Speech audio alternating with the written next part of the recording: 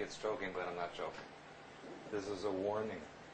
Seriously, because maybe 90% of you, if not more, somewhere between 90 and 100% of you in this room are programmed.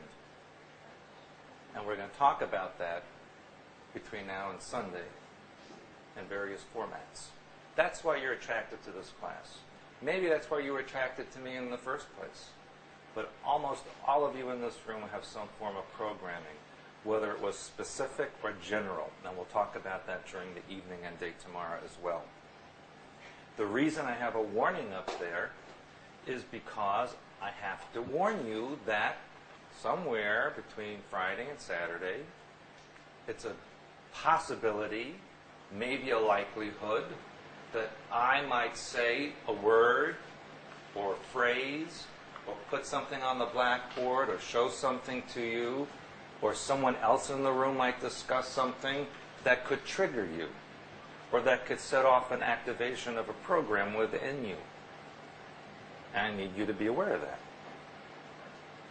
Now, during the course of the weekend, you will learn certain techniques on self-deprogramming. And there's a difference between programming and deprogramming. Tonight we're just going to learn the history and get into that, because you need to know the background.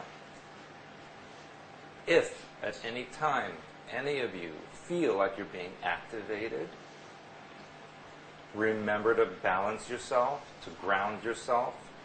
Most of you have studied some of the work and have been with me before. In fact, I think just about all of you know how to use these techniques, the color brown, grounding, etc. If you feel that you cannot control an activation or that you feel you're getting set off in any way, please speak to me privately, or you can see Edith, and she will help you as best she can with what she can do for you. I would advise you to take very good notes. You're allowed to tape record if you wish. But I really am serious about the warning. I don't know what's in your programming. It could be one of a billion trillion things. You should also be aware that you're being triggered just about every day and every moment of every day. Every time you listen to the news or watch television or simply walking in the street or driving in your car, you're being bombarded now daily with ELF pulses, which we'll discuss, and microwave and subliminals, all of which we're going to discuss. I have a lot of material to get through, and I have to admit to you that preparing for this weekend was very difficult for me. As far as I know, there isn't any programming, mind control, deprogramming classes being given out there, at least not in the format that I'm going to be giving it to you. The gods are angry. And so, please bear with me, because I spent a lot of time going through all of my notes and all of my experiences and my research and the things that I know, and writing them down as best that I can in detail. And so the writing on my pages are very small and compact.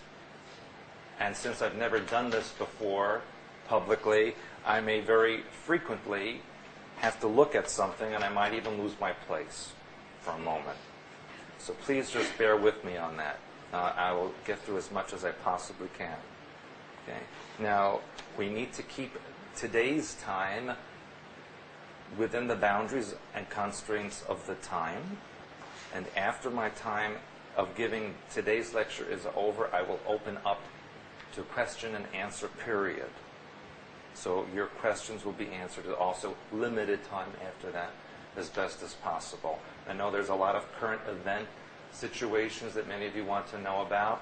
Much of that may be covered in understanding when I go through the mind control and programming information. So please be patient, and certainly if you have a question pertinent to the specific information I'm speaking about at the moment, then ask. But if it's not exactly pertinent, please wait till after today's session and I'll answer it afterwards, okay? Thank you. And so I took this very seriously when I put it up here. And you know what? That in itself might have triggered somebody. Even that word in the color that I used. So, what is mind control? Let's work with that first. What is mind control?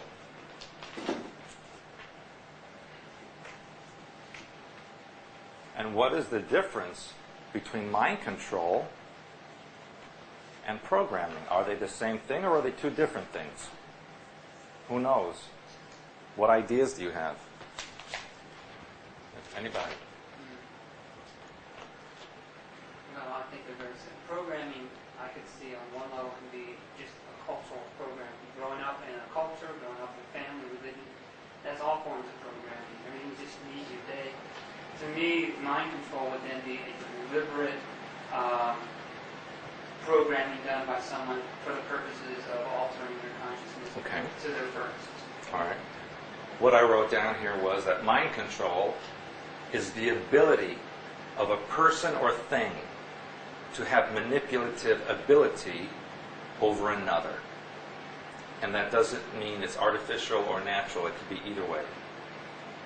So it's the ability of a person or thing to have manipulative power over another. That's mind control. Anyone need me to repeat that again? Okay. Now what is programming? Programming is the imprinting and compartmentalization of a person's thought process or mind pattern for specific purposes. I'll repeat that. Programming is the imprinting and compartmentalization of a person's thought process or mind pattern for specific purposes.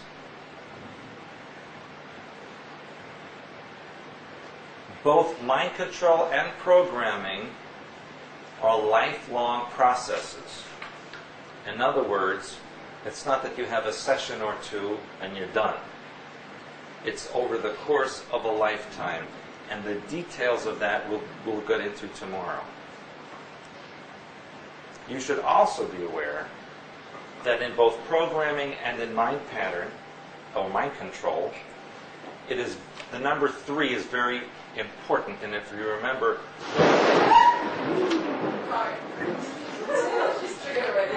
Now, I have to tell you something, how appropriate the storm is. Yes. Because do you remember this archetype from Language of Hyperspace? The lightning bolt? It's activation. So I really couldn't have arranged it better myself. Maybe I did arrange it myself, I don't know. But that is the mind pattern or archetype of activation. The use of the number 3. When somebody tells you something 3 times in a row, it sinks in. That's why if you watch television, you'll see that same commercial 3 times in about a 4-minute period before the show comes back on. And you'll say, why are they showing this again? It was just on. It's 3 times imprints on you. That's mind control.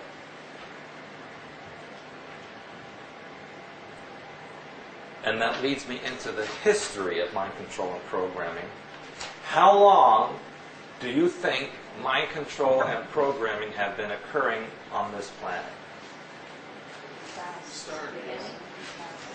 Since day 0. And it existed before any civilization on this planet existed. We're going to get to that. The question, what was the purpose? The purpose of mind control and programming, why do you think? Now, those of you who've studied with me before, and most of you have, and know about galactic history and DNA, what type of beings were most involved in controlling and manipulation? Sirius, and who else? Who gave them the? Well, who did they give the technology to? The reptilians. And Lyrians, yes, absolutely, both. And why would a civilization want to program their own people? To, number one, perpetuation of the civilization. No deviation from what they want the population to do. That's the overall concept of the reasoning behind it. The continuation of the population, of the civilization, without deteriorating it.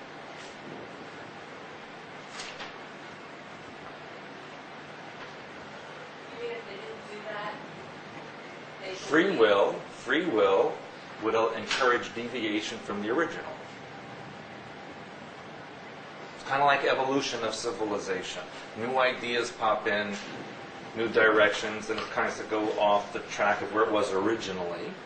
But if everybody's controlled, they keep it on the same road, same focus. No deviation. No deviation. positive or I'm not getting Now, judging it is another story. right. Is it positive? Is it negative? What do you think? That's up to the person, isn't it? Overall, we are conditioned to believe it is not a good thing. Yet, we accept it all the time. Edith. You're saying that most programming started from the series? They had technology, but I don't want to get dwelling on that kind of stuff. Just suffice to know that it existed way before any life on Earth existed, and its purpose was to maintain a civilization in a certain way. All religions, what are they? Mind control or programming? What would you say? They're both. Mostly mind control and some programming. And how does religion, if you had to pick one word that would describe how religion uses mind control and programming, what word would you use as an overall word? Fear. Who said fear? Very good. For example, if you don't do A, B, and C, you'll be excommunicated and burn in hell forever. Okay? Something like that. That's fear. And most people, especially in ancient times, had no concept of God mind or what life was really about. They had to be directed by those who were their religious leaders and government officials. And so religion was designed to control masses of people without the use of technology. Why? Because if you have several 100,000 people in your civilization, and you can't watch all of them, but you want them all to be loyal to you, you devise a religious system that tells them on this day, at this time, you do this. And you worship in this way, and God tells you to do this. Bum, bum, bum, bum, bum. And if you don't, you'll die, or you'll burn in hell, or some horrible thing will happen to you. And so that's how religion really had its foundation. Oh yeah, we were just waiting for you. Have a seat.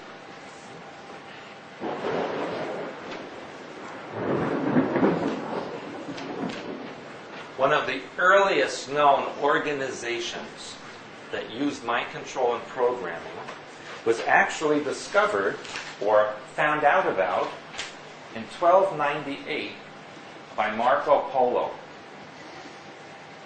in his travels through Asia.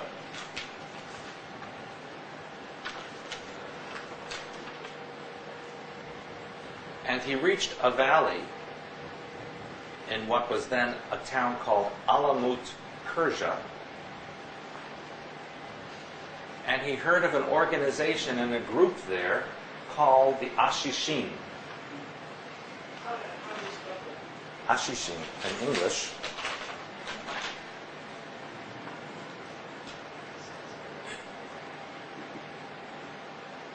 That was in Persia.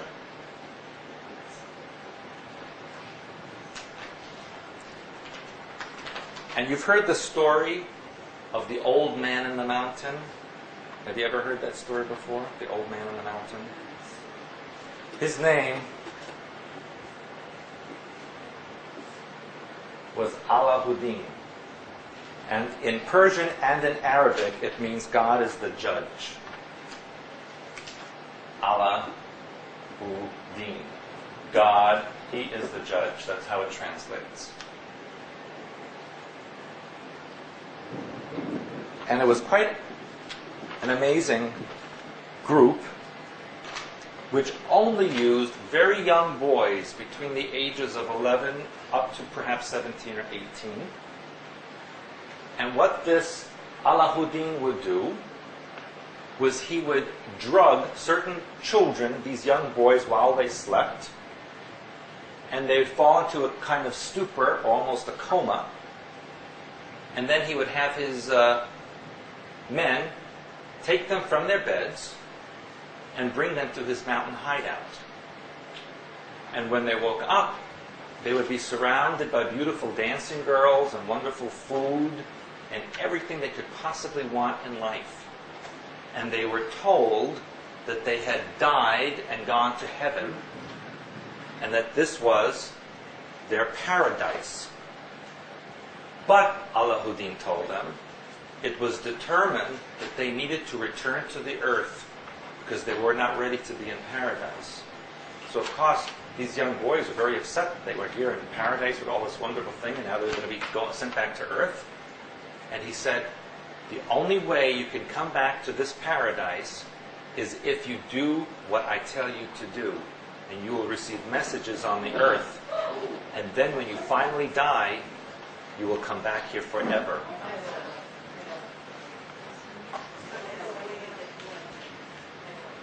And so he would give them a potion to drink again that would knock them out. They would be brought back to their beds, and they would wake up in the morning thinking that they had died and gone to heaven and sent back. Then whenever they were needed, Alahuddin would send a messenger to their home and say, the gods have told us you need to kill so-and-so, whatever person that they needed to assassinate or get rid of. And the boys would do it. Not fearing for their own lives, because they knew they'd been to paradise and they were going to go back there. And so he had created, Alahuddin, the first known organization, mind-controlled young men who were assassins. And that's where the word assassin comes from this word ashishin. That's where the word assassin comes from. And that also became an Arabic word. But it was part of this group.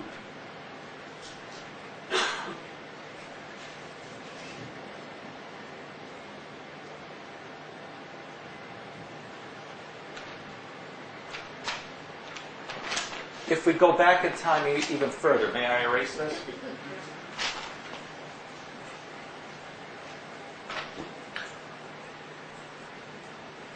If we go back in time even further, we have the ancient Egyptian temples.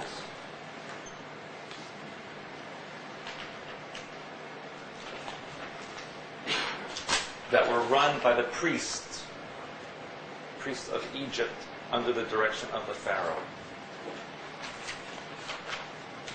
And it was in ancient Egypt that secret ceremonies would occur in the temples that were not allowed for public view. These were left over from ancient Sumerian and Atlantean and Lemurian rites. And it was in ancient Egypt that the rite of the Mesa was performed. And you may have heard of me talk about this once before in galactic history. And Mesa was the name for crocodile fat from the Nile River, the crocodiles in the Nile River at the time. And they would take the fat of the crocodile and smear it over their bodies. And that's where in the ancient Bible it comes to the term, anoint my head with oil. It comes from the oil and the fat from the crocodile.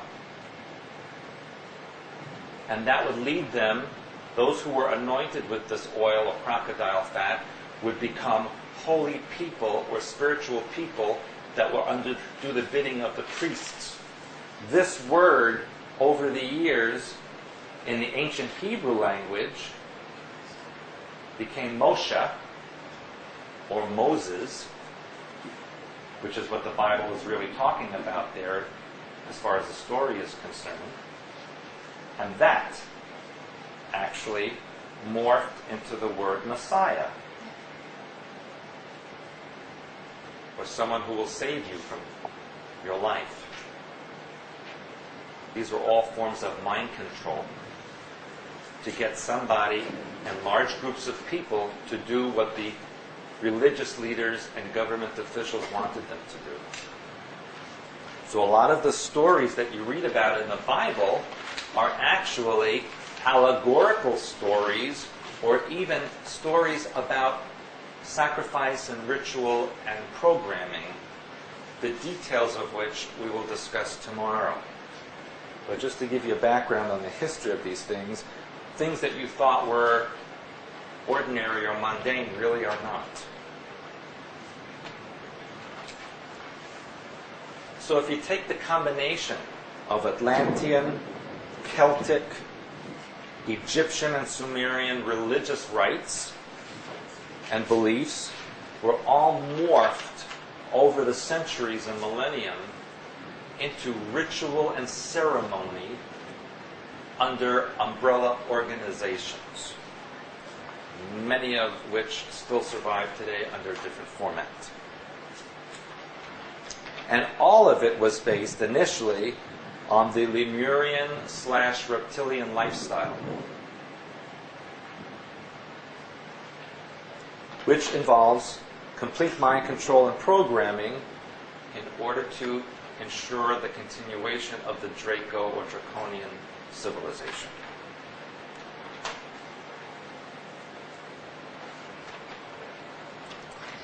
Now, over the years, different civilizations use different methods. For example, the Roman Empire, and even into the early 20th century, programming was done via potions, torture, blood ritual, and imprisonment, which were performed by secret societies and cults. Yes.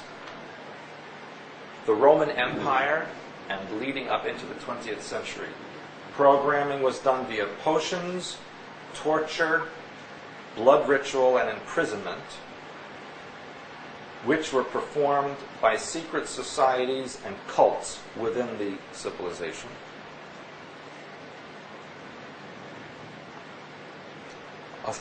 The governments used constant propaganda. Now, propaganda, would you consider to be mind control or programming? Be mind control, because it's really more the manipulation of another rather than a forced programming. In other parts of the world, for example, China, Japan, Mongolia, they used pure Lemurian techniques of torture, herbs, and mutilations, which, by the way, still exist and continue to this day.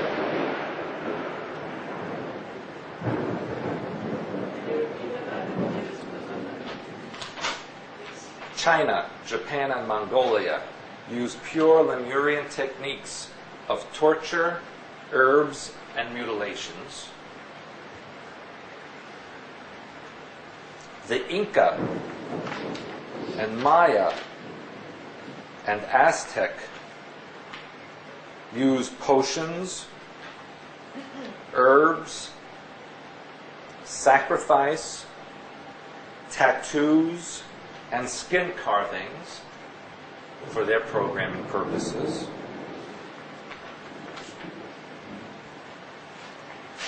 American Indians used body paint, ritual, piercings, drumming, smoke, and tobacco. And some of the American Indian programming techniques were quite brutal. Some of you have seen the films or movies where they would have a central pole in the ground, and then they would have these strings or ropes hanging from it with hooks, and people would actually be pierced with the hooks through ribs, through other parts of their body, and then spun around on the pole. Maybe like the Sunday. Sundance. Yes. Could you go over the American Indians? American Indian used body paint, ritual, piercings, drumming. By the way, drumming is part of the sound frequency which opens up certain parts of the brain for programming. We'll talk about that tomorrow. Smoke and tobacco. Now, smoke and tobacco are two different things. Smoke is from the fire that they would create, and tobacco, of course, is what they would smoke separately. In India, they used tantric practices, which actually involve the chakra system. Ceremony, incense, oils, and animal parts. And by the way, oils are becoming much more popular now for a reason. Yes, they do have purposes like the essential oils for healing techniques, etc., but they can also be used for programming. So you should be aware of that. Certain smells, certain combinations open up certain frequencies in the brain and enable you to be controlled and manipulated in a certain way. African tribes, Are there specific oils that you will tell us about? I will. In fact, tomorrow, you're going to get a very long list that I will hand out of the drugs and oils, etc., that they use. Some of which may be surprising to you. African tribes used powders, roots, piercings and mutilations, rituals, and animal skins. The purpose of the animal skins was so that you would pick up the vibration or energy of a particular species and incorporate that within your own persona. And that is also a form of programming. And in Tibet, Sorry, repeat that list again. yes, in Africa, they use powders, roots, piercings and mutilations, rituals, and animal skins.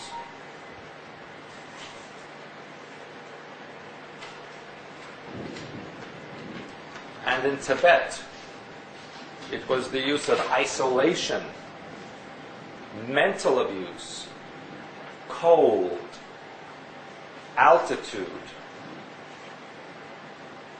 inculcations, which is the mantras and the chanting. And despite what you've been told about Tibet, they actually were quite brutal. One of the things they did as far as mind control and programming was concerned was to actually take an initiate and drill a hole into their forehead until it reached the pineal gland, straight down. And then they would use drugs and other herbs and incense to activate the pineal gland. It was quite a painful. They actually went right through the bone. Ram did a whole series of books about his initiations on Very, very painful process.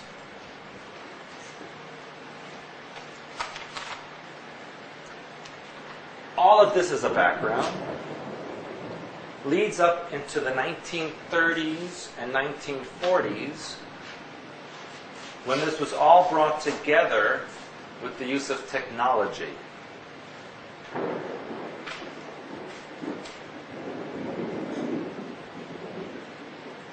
Why was it necessary in the 20th century to use technology for mass mind control and programming? If you remember, I believe I discussed this with you a while back, in the 1860s, there was an Illuminati meeting in Europe for what they called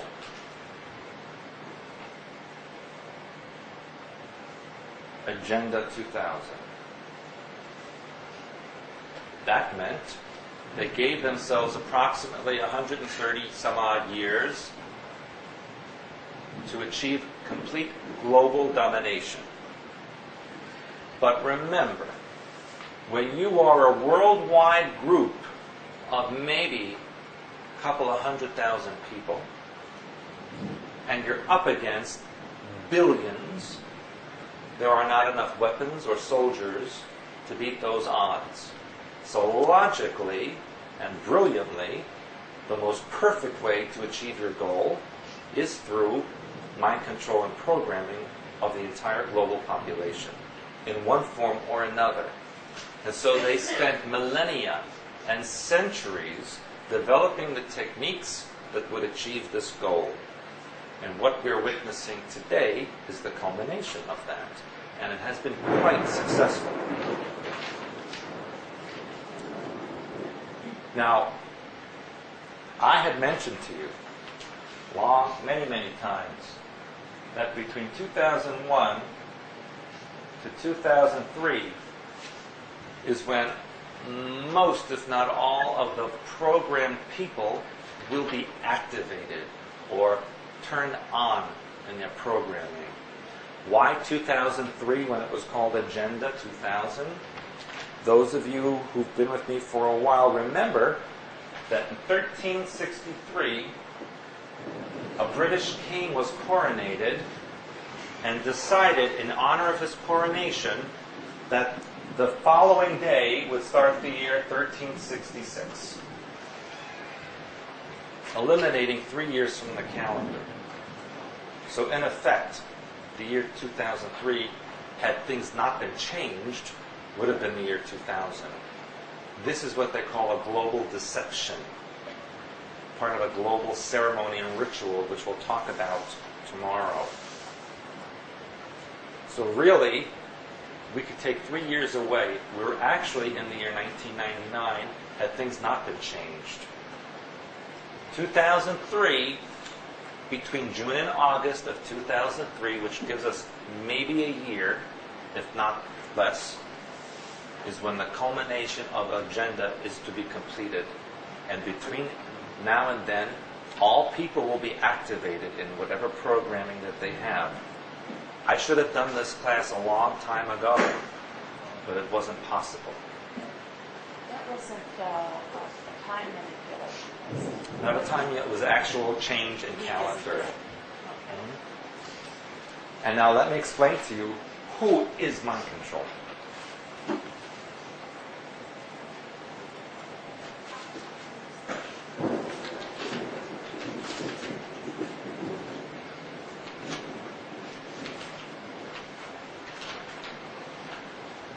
Excuse me, sir, what was the name of that king? You know I have to look that up. I don't have it. The Earth, right now,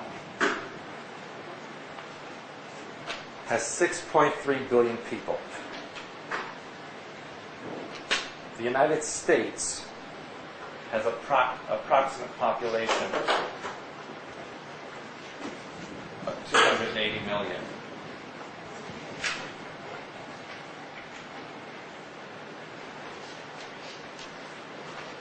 One to 2% of the entire global population is mind control programmed specifically, which means 63 to 126 million people on the earth are specifically programmed. And in the U.S., it's 4 to 5%, which is 12 to 14 million people in just the U.S. These are specifically programmed people. Now, when I say specifically programmed, all of the Earth, all 6.3 billion people, are programmed via subliminal messages from satellites, TV and radio, overhead wires, electrical systems, music, video games, computer games, etc. All of these things have subliminal messages in them that you cannot physically hear, but your brain hears, because it picks up the frequency that's embedded in the carrier waves. There are certain individuals who are specifically targeted for individual programming. And what that means is, because of certain conditions or background information about them, they are to be used for specific functions. And so they are specifically taken from their environment and programmed. This is a process that usually starts even before birth, in utero, and extends into their lifetime, especially for the first 30 or 40 years. And they are in all walks of life. You don't have to be at a certain echelon or a certain level in society to be targeted for programming. They need control in all areas.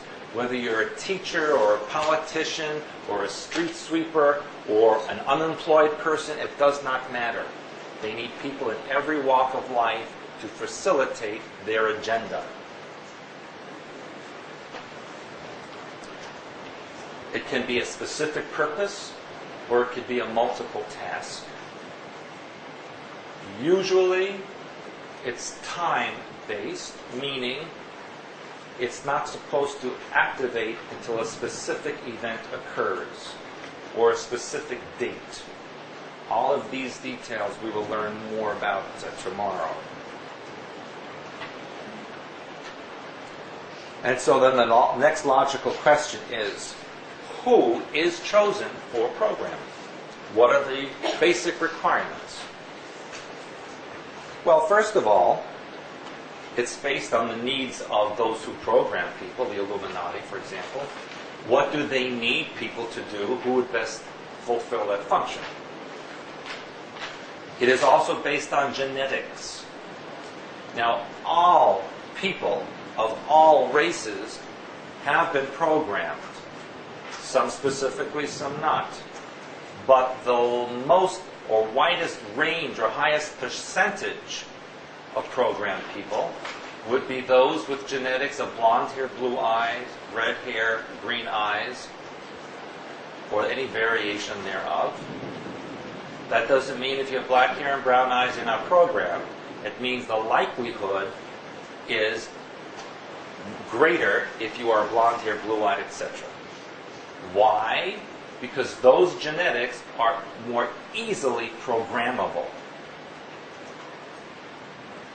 But here's the thing. Let's say you have brown hair, brown eyes.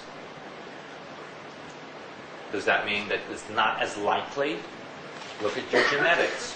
Do you come from a lineage of people with those genetics anyway? If you do, then you have the recessive genes within you that are programmable. So you have to look at that aspect as well. There are many brown-haired, brown-eyed people walking around who are heavily programmed because of their family histories and genetics. It's not only the physical characteristics, but the history and background as well. It requires a high IQ. They look for intelligent people, and especially people that have certain talents and abilities. Now remember, I warned you many, many times about identifying children who are considered high intelligence, psychic, etc. What the New Age is promoting as indigo children. Very, very dangerous. Remember I said to you the word indigo is a code word for indicate or label. And when next year comes, if not before, and there is a rule and a regulation about the use of these abilities, they're going to confiscate children that have been identified with these capabilities. They'll be taken away. So be careful what you do with that. So you said that before now you weren't able to teach this because it wasn't possible. What are your thoughts on that? Is it because you weren't ready personally, or there was something else going on? Well, I wasn't ready personally to do it because I had my own programming issues, which I still do. And there wasn't an audience ready to hear it. It really was the events of 9/11 that woke some people up. Because for years I've been saying such things would happen. And no one believed it until it happened. Then they woke up. And then, quite honestly, I found my work shifting, especially in the last 3 months, from working with people who had mind pattern issues, healing issues, all of a sudden started switching slowly then rapidly to people who were totally mind control and programming. So I'm doing it almost 90% or more of my time. And so it felt a need to teach this to the people who need to have it understood. Because it's happening whether you realize it or not. Just listening to the radio, watching TV, walking in the street, you're getting programmed. Stewart, I just wanted to tell you about the indigo concept in public schools. What they call it is gifted and talented. And so, of course, every parent is like, of course I want my kid to be gifted and talented. Right. So, and my child has been involved with that, and I can't find anything about it that is wonderful. There's nothing wonderful about it all. It's boring, it's mundane, it doesn't teach them anything. It's pure linear. And there's nothing wonderful about it. And that's a good point. She said that in the schools, instead of course, using a new age word like indigo, they're calling them special or gifted children. And talented. Or talented children. And so, of course, every parent wants their child to be in that program. And what they're really doing is testing to see which children have a capability. And it's all being documented.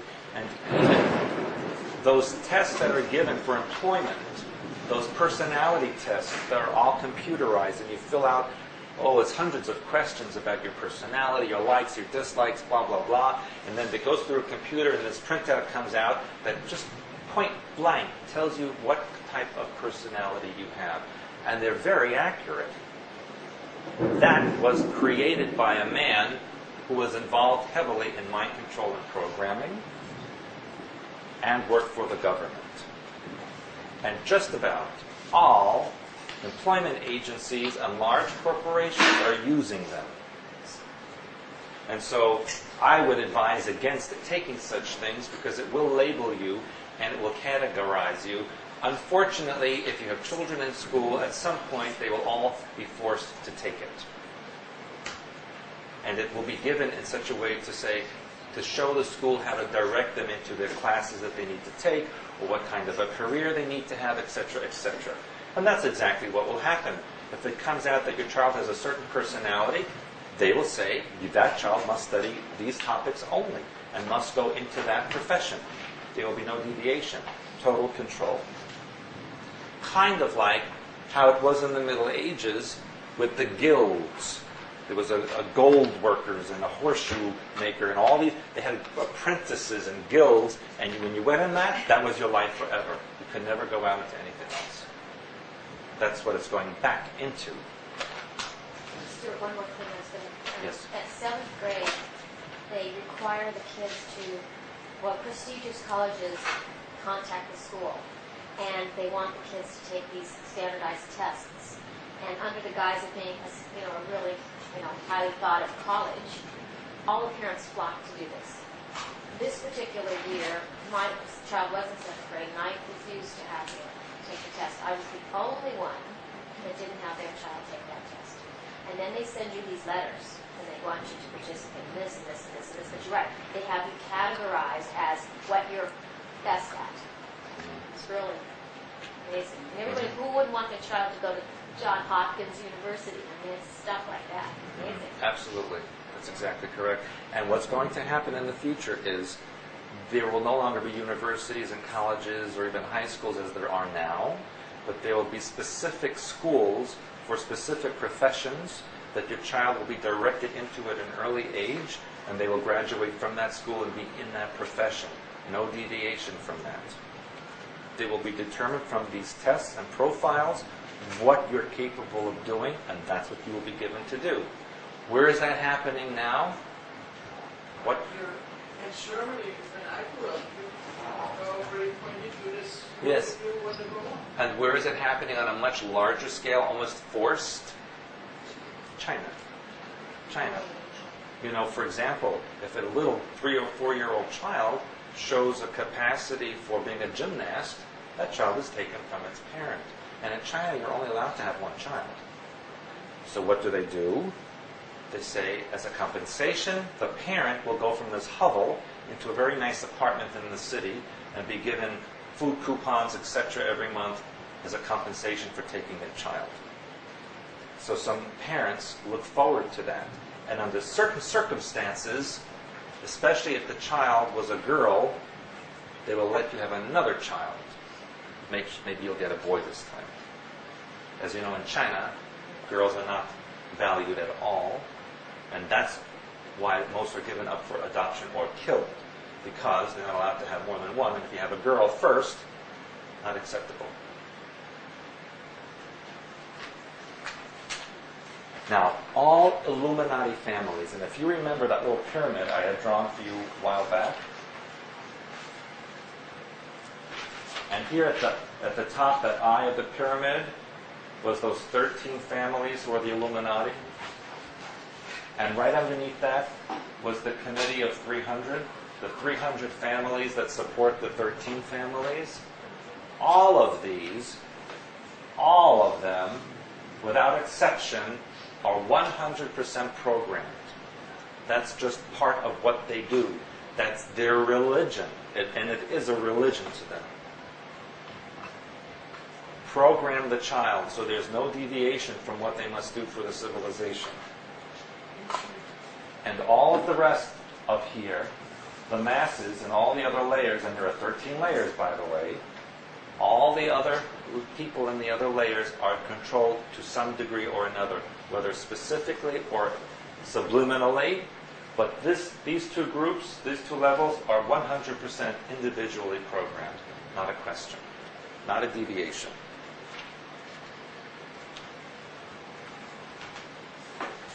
What happens to people when they are not programmable? What happens to people when they are of a genetic background that is considered not programmable or not easily programmable, and too much dissidence within that group or species or race? What is the result? Out. Yeah, where is this happening? Africa. Most of Africa is being destroyed. Where else? Prisons? Well, yes, but prisons are used mostly for experimentation purposes. Latin America, the Aborigine people, a lot of Asian people, all being eliminated to one degree or another because they're not considered programmable. There is a small percentage that is kept for what? Service people, slaves, etc. Absolutely. If you go to a hotel in Australia, who are the housekeepers? Not that many of them. Who is now the housekeepers in Australia? Vietnamese. Hispanic people and Vietnamese, etc. Hispanic people in Australia. Yes. What makes those groups of people not programmed? Their genetics. The way their genetics are constructed does not allow for mind control programming ways to easily access the mind pattern.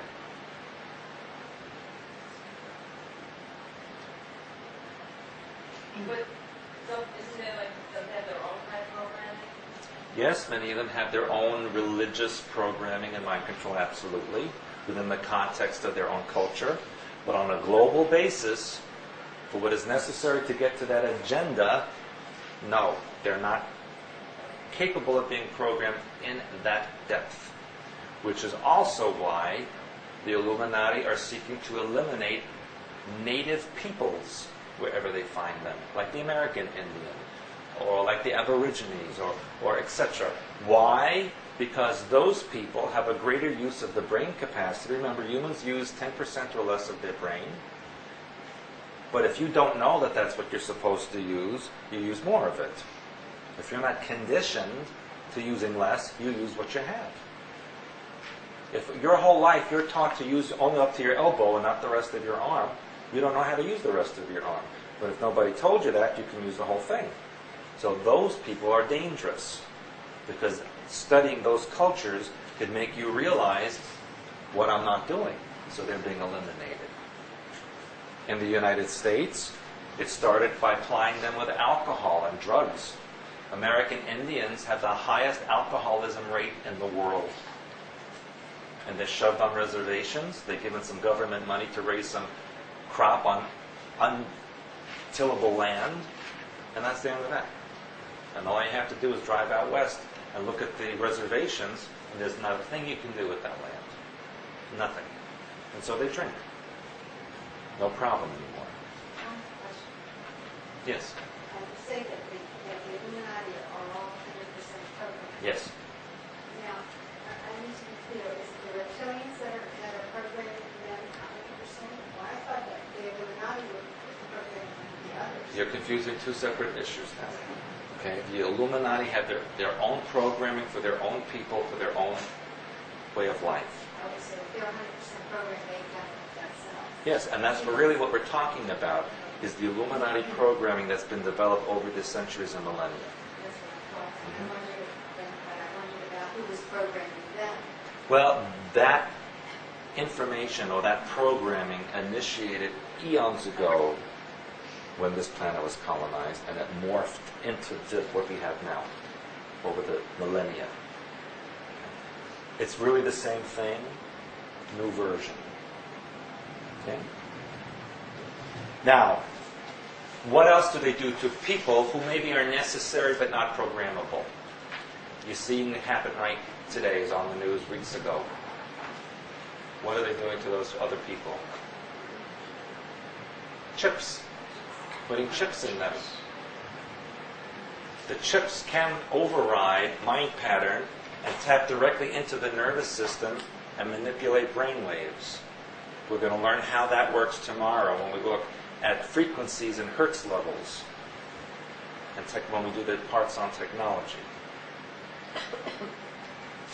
They also have created viruses and bacteria over the last 50 years through experimentation that they've injected into people to see what results it would have on the genetics, on the mind, and on the body.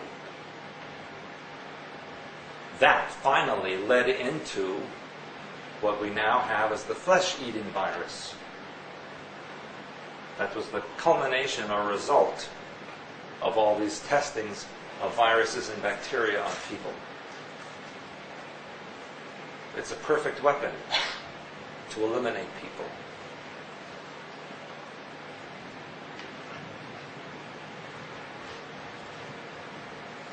Originally, the test subjects that they used to use were derelicts, prisoners, orphans, homeless people, drug addicts, or generally anyone who would be considered expendable or who would not be missed.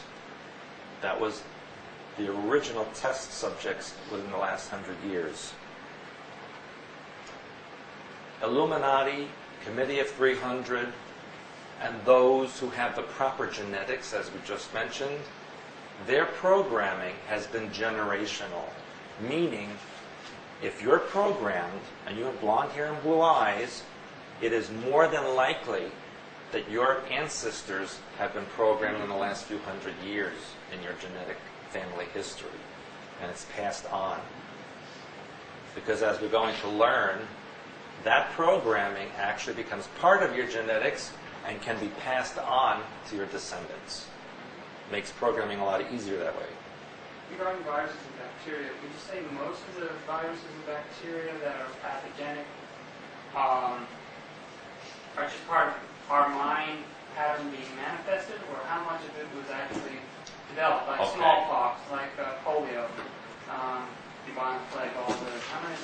necessarily genetically created. Most of it was genetically created. Remember that human life on this planet is not natural. And therefore, this is actually a hostile environment to your body. This planet is dangerous to your health, literally. You did not originally come from here, so it's alien to you. So the viruses and bacteria that exist here and microplasms that exist here can cause great damage to your body. And so that can be used as a weapon. If you take that and you enhance it, change the genetics, as in the AIDS virus, for example, then you have a tremendous weapon that can be used against large groups of people. So here's a clue about programming and diseases, etc., that are artificially created. So they take what's naturally there and they enhance it. They take your own mind pattern and use it against you. So in effect, you are a weapon against your own self. And there's some terminology that we need to learn before we go on. And here's a word that is not in the dictionary.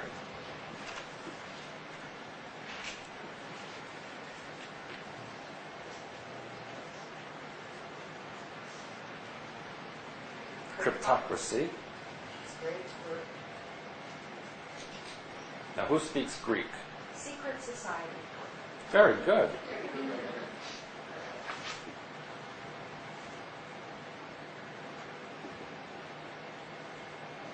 The Illuminati like to call themselves the cryptocracy, the secret society. This can also be not only society, but government or governing body.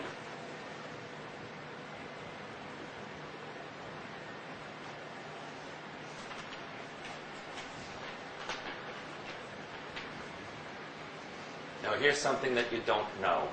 Maybe you do know, but I'll tell you anyway. It's part of history, and you can actually find it out on your own, but it's not taught in school, and it will not be in a textbook. Now, state of emergency meant what? It meant, number one, they could levy federal taxes on the population to raise money for the war effort. It also meant that certain acts were initiated by the government for national security purposes against the enemy.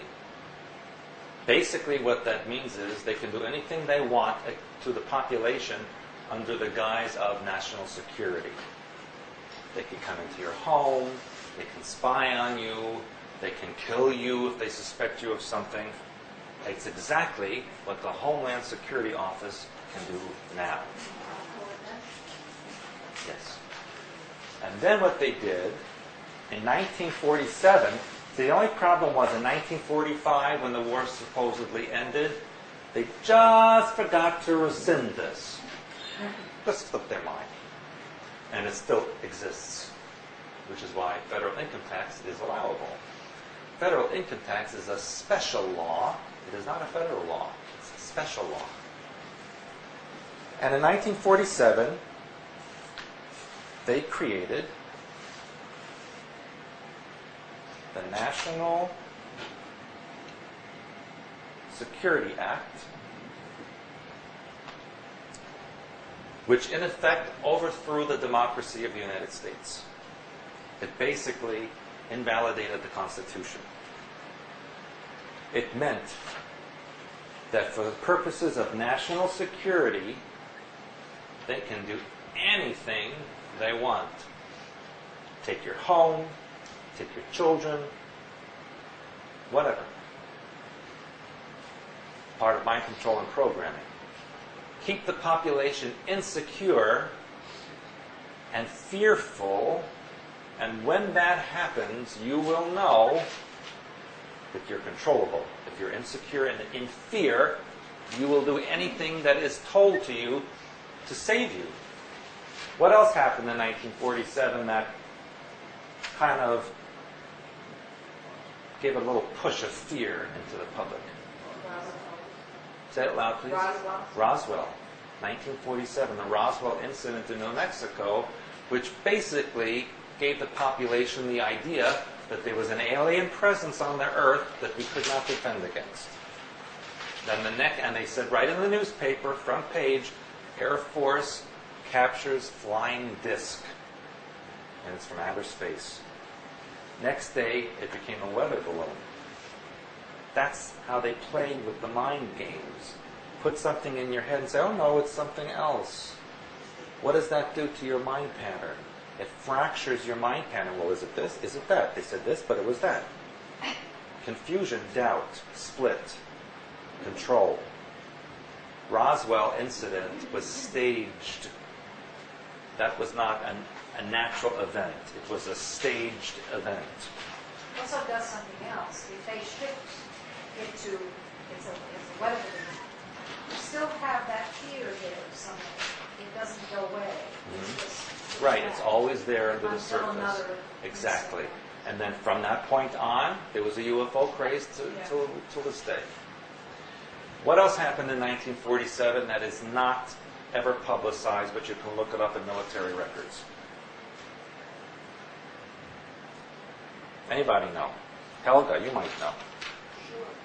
I'm serious. I'm not going to tell you I was still mandatory. Probably. People who make jokes like that are actually telling the truth.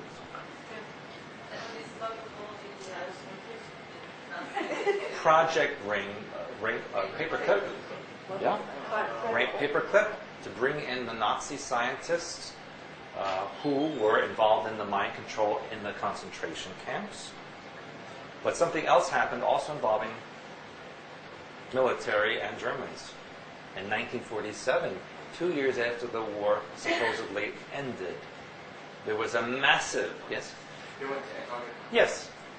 There was a massive joint American and British military convoy that went to Antarctica. Why? What do we know about Antarctica? The Schwabenland, where the Germans actually went after World War II in 1945 with their technology and their equipment by submarine to Antarctica.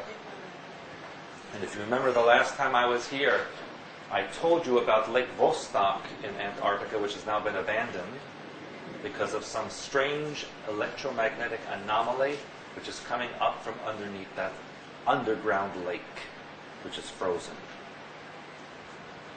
All has to do with mind control and those involved with it.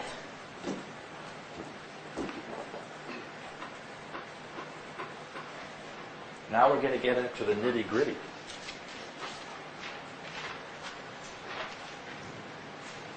How many of you heard the story of a woman, and I'll have to put it in quotations,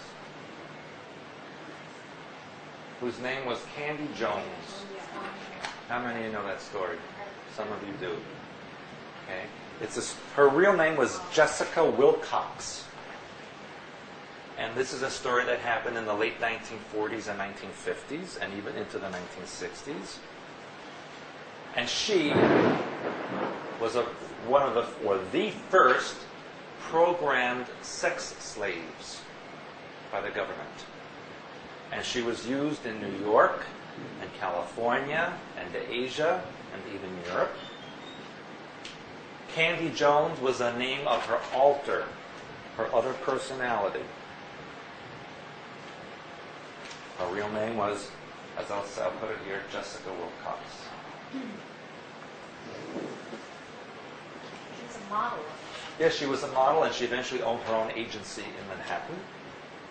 And very often she would get a manila envelope in the mail, and she'd open the envelope and she'd go into Candy Jones. And she actually was a pinup girl in the 1940s during the war.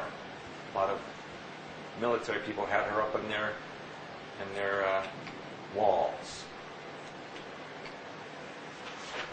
And she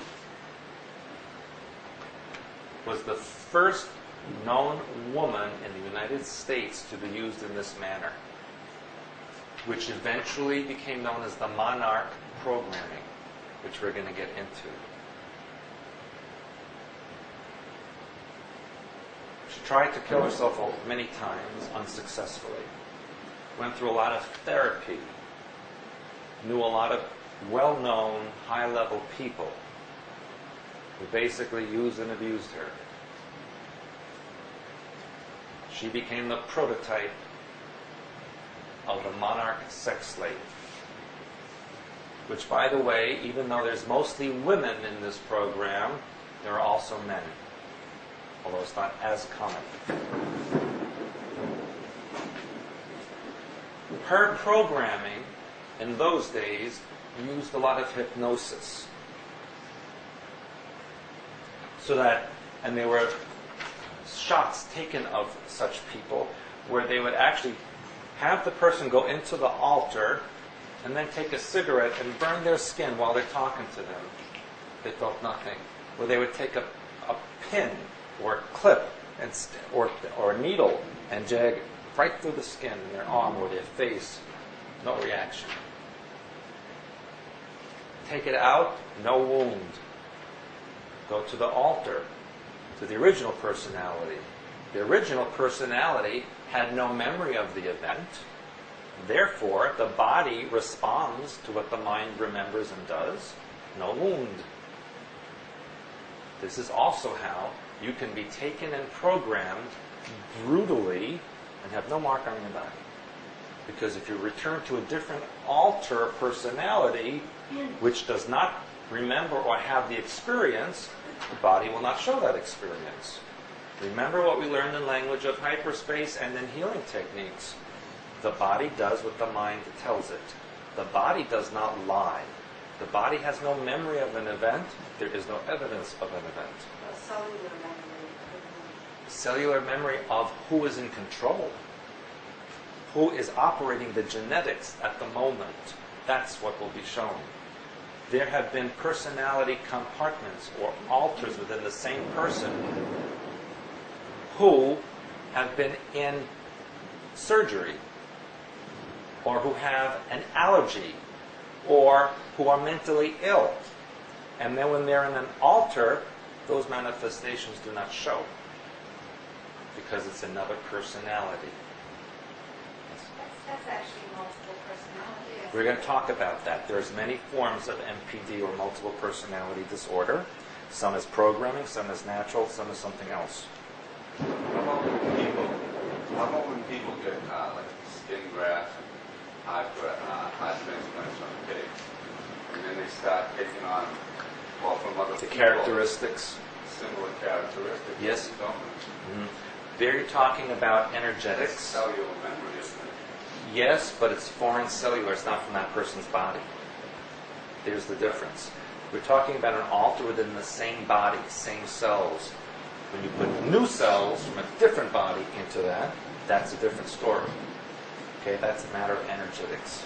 Jack Schwartz, German Jewish man, he's in concentration camps. He did a lot of New Age stuff. Because I saw him do all of that. With a needle in the arm, Yeah. no bleeding arm. Yeah. And the Germans let him go because they were terrified. Of course, that's all stories. I'm going to get into some of the histories right now. First of all, what is brainwashing?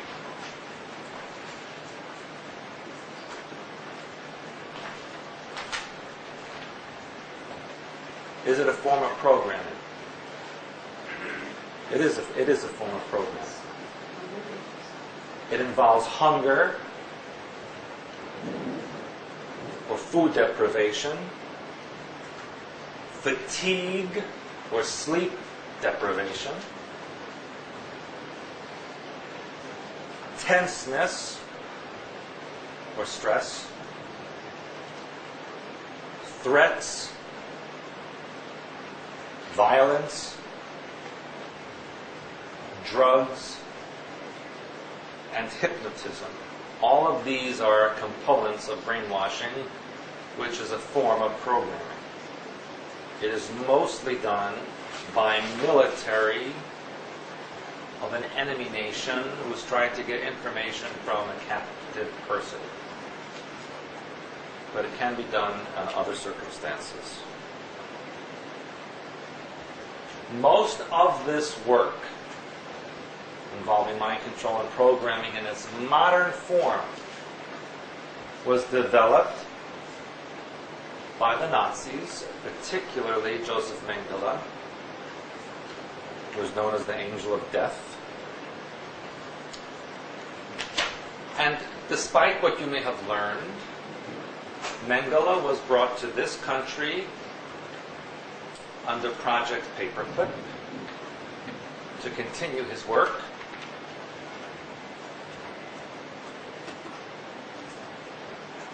Only Mengele here was known as Dr. Green. Sometimes he was also called Dr. Greenberg. He went to or worked for the OSS, which was the Office of Strategic Services back in the late 40s. The OSS became the CIA.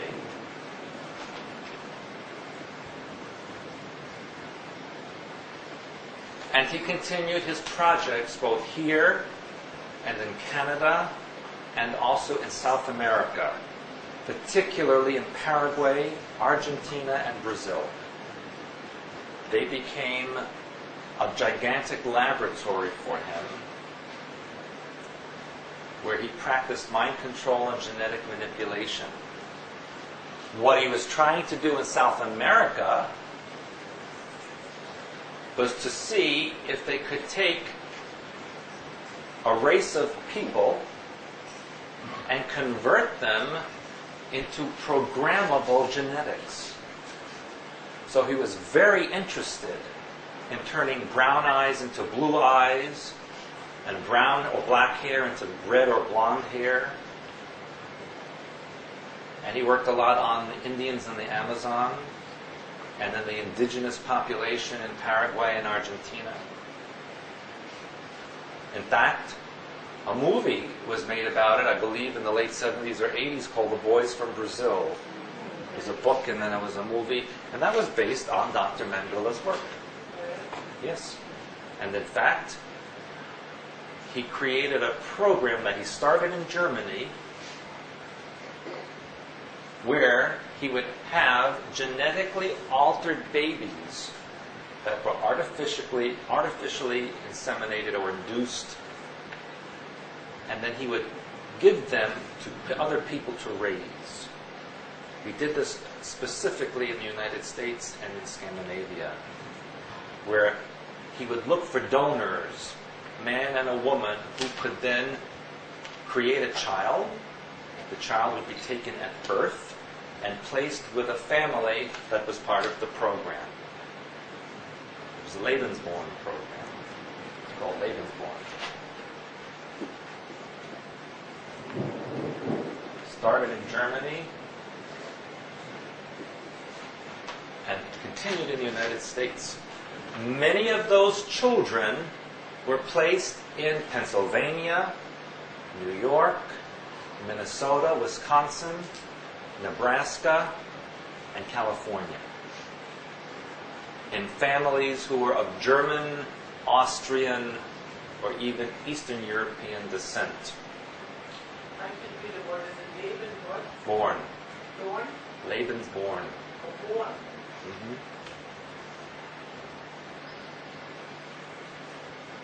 And many of the children in Europe, specifically many of those who were born in Britain and other parts of Southern Europe or Eastern Europe, were placed in Scandinavia, particularly in Norway and Sweden. There was a crop that they developed, which is now matured, and which is in control of certain things. Yes? What year is this from? This was done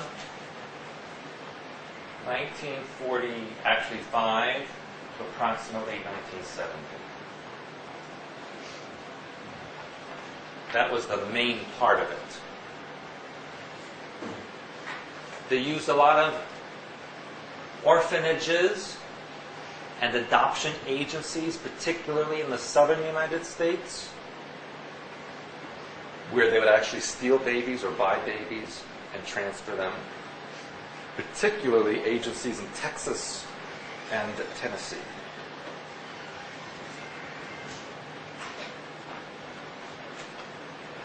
This doesn't happen so much anymore. That project is over. May I erase this?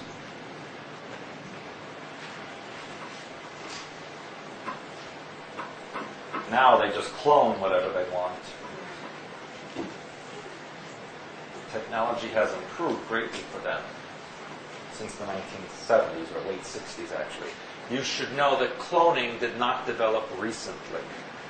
The first cloned person occurred in Germany in 1927. That was the first cloned person in Germany in 1927, and it occurred in the United States, in Massachusetts, at MIT in 1967. And that was a continuation of the German experimentation of the earlier part of the century. Now, there was also a doctor, George Estabrook, who, in the early 1940s in Colgate University, used hypnosis as a form of mind control to control the population via the medical profession. In other words, he was teaching medical professionals to put suggestions into their clients and patients during hypnosis to see what the results would be. He felt that this was a good way to control the population, because if people were to go to their doctors or to their psychiatrists and get hypnotized, you could easily induce suggestions in the population that way. Of course, that idea developed before television and radio were really that popular, and so it was not very useful for the general population for a very long period of time. That was early 1940s. That led to Dr. Watkins in 1947 again. And what he did was to induce criminal behavior in his patients through hypnotic suggestions. So that any one of you whom you might consider to be a kind and patient and calm person would go to a person like Dr. Watkins, and you would come out to be a criminal or violent person. Why? Why? How could that possibly happen?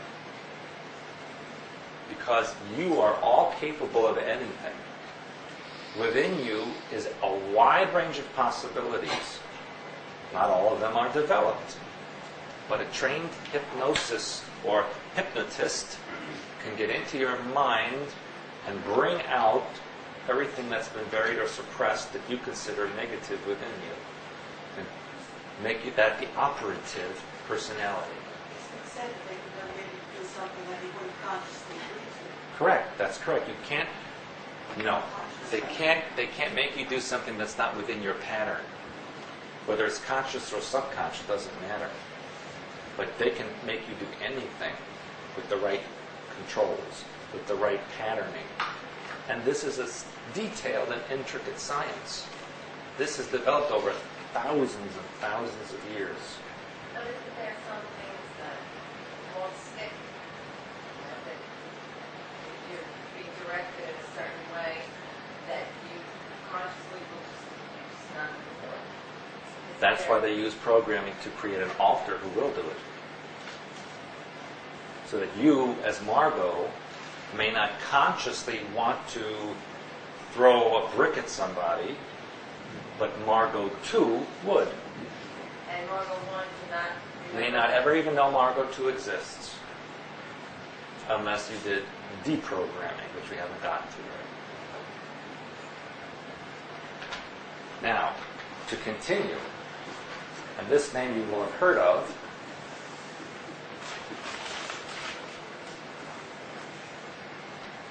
Dr. Wilhelm Reich, in the 1920s to 1956, when he was murdered, in both Europe and the United States.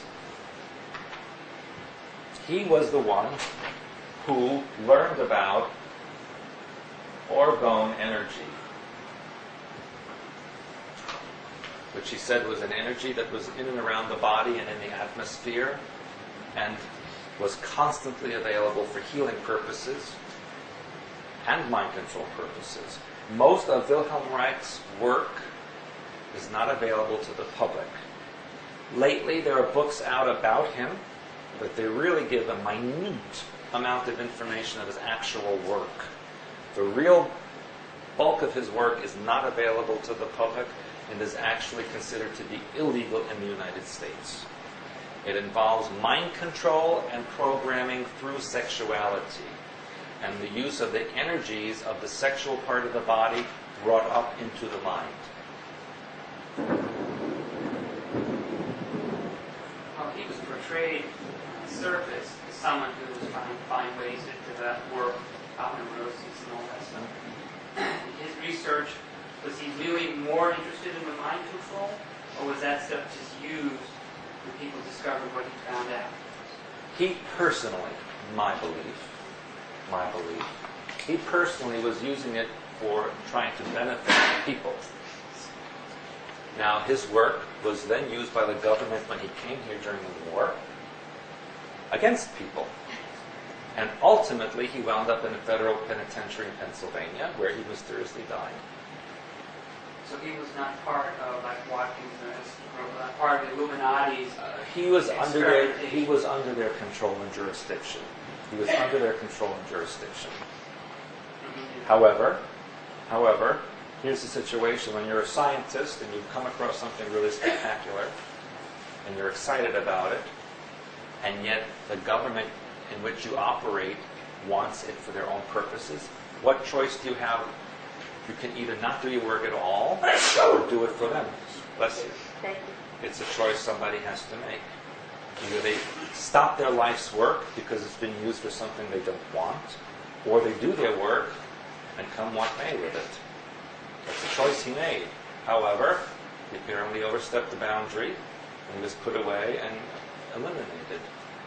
And all of his work was confiscated. Yes. I heard he wasn't going to be forthcoming with all of his work, and that's part of the reason behind the problem. Well, he wasn't forthcoming because he knew what it was being used for. So there was some semblance of character there. But, if you read about his personal life and his family life, you can see that he had difficulties and maybe wasn't the nicest person to be around. But that's, again, personal matter. He's not here to defend himself. But here's the most important name that you should remember.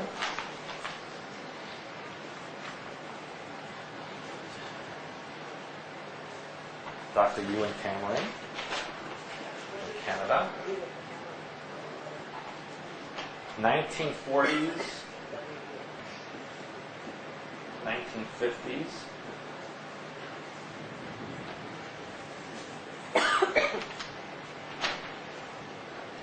His work became the basis for monarch programming.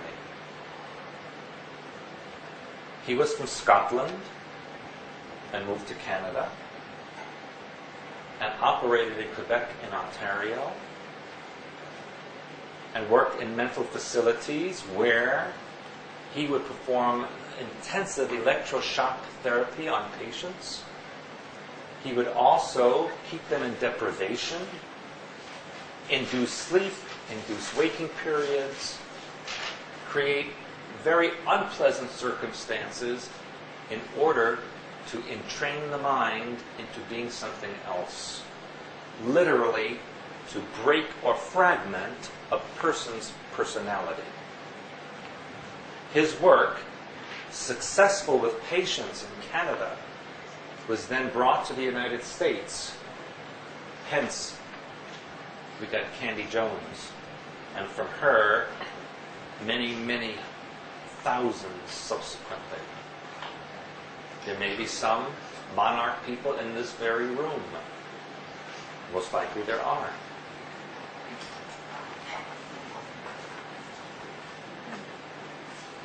He was known for his brutality with his patients.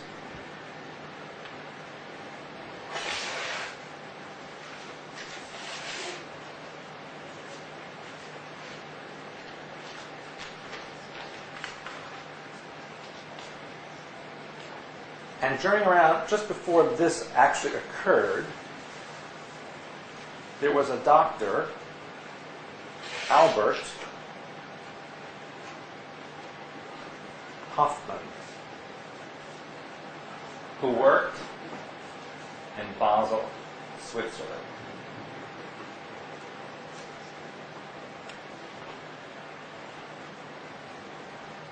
And he worked for Sandoz Labs. And he was experimenting with rye fungus and developed what we now know as LSD in 1938. By the way, he went on to form Hoffman-LaRoche Laboratories. But in 1953, the CIA purchased 100 million doses of LSD from Dr. Hoffman in Switzerland. They said for experimental purposes. 100 million doses. And as you may know, in the early 50s, that they purchased this in 1953. And as you may know, subsequently, they performed tests on military personnel, CIA personnel, and the general public without their permission, or without the participants really knowing what was being given to them. One very famous case in New York in the 1950s was the CIA agent who jumped to his death from the hotel window. You remember that story? Only recently did his family sue the government and actually receive the settlement.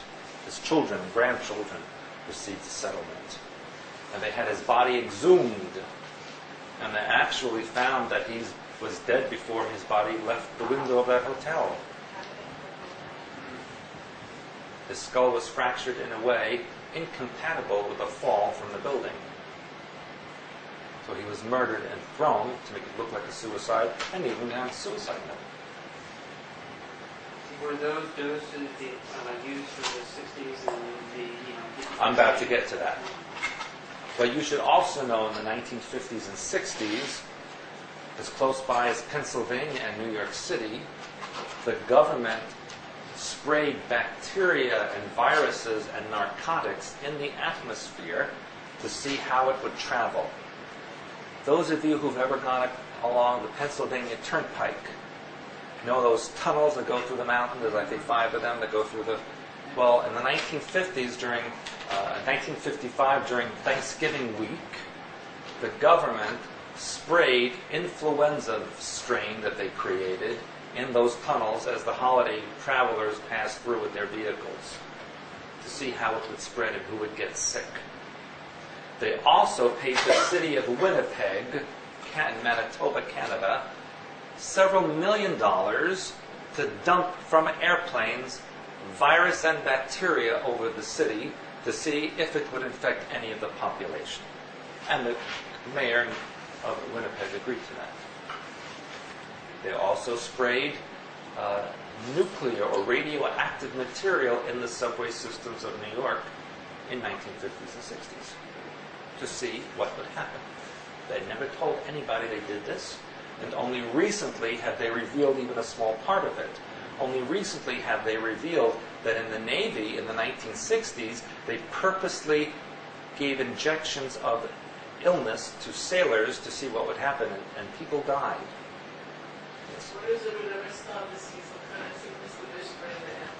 The West Nile disease. Yeah, yes. They spray. This is not. It has nothing to do with West Nile I know. illness. What kind of sickness is that they spray there? This has to do with what we call a microplasma.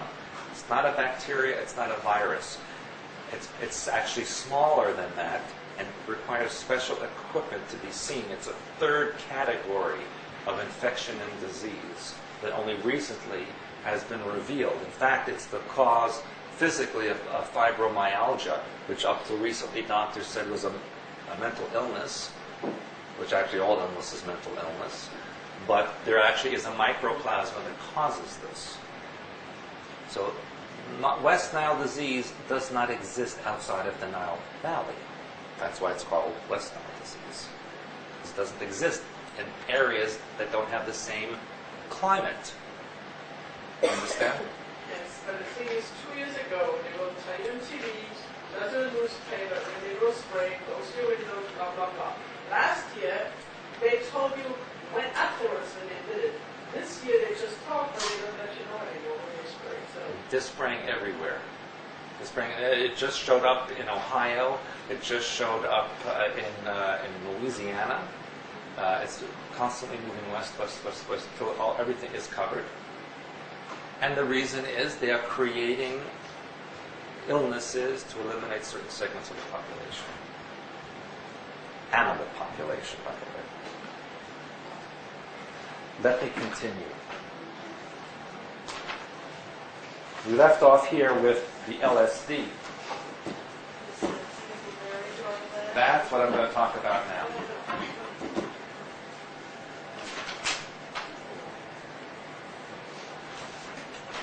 Timothy Leary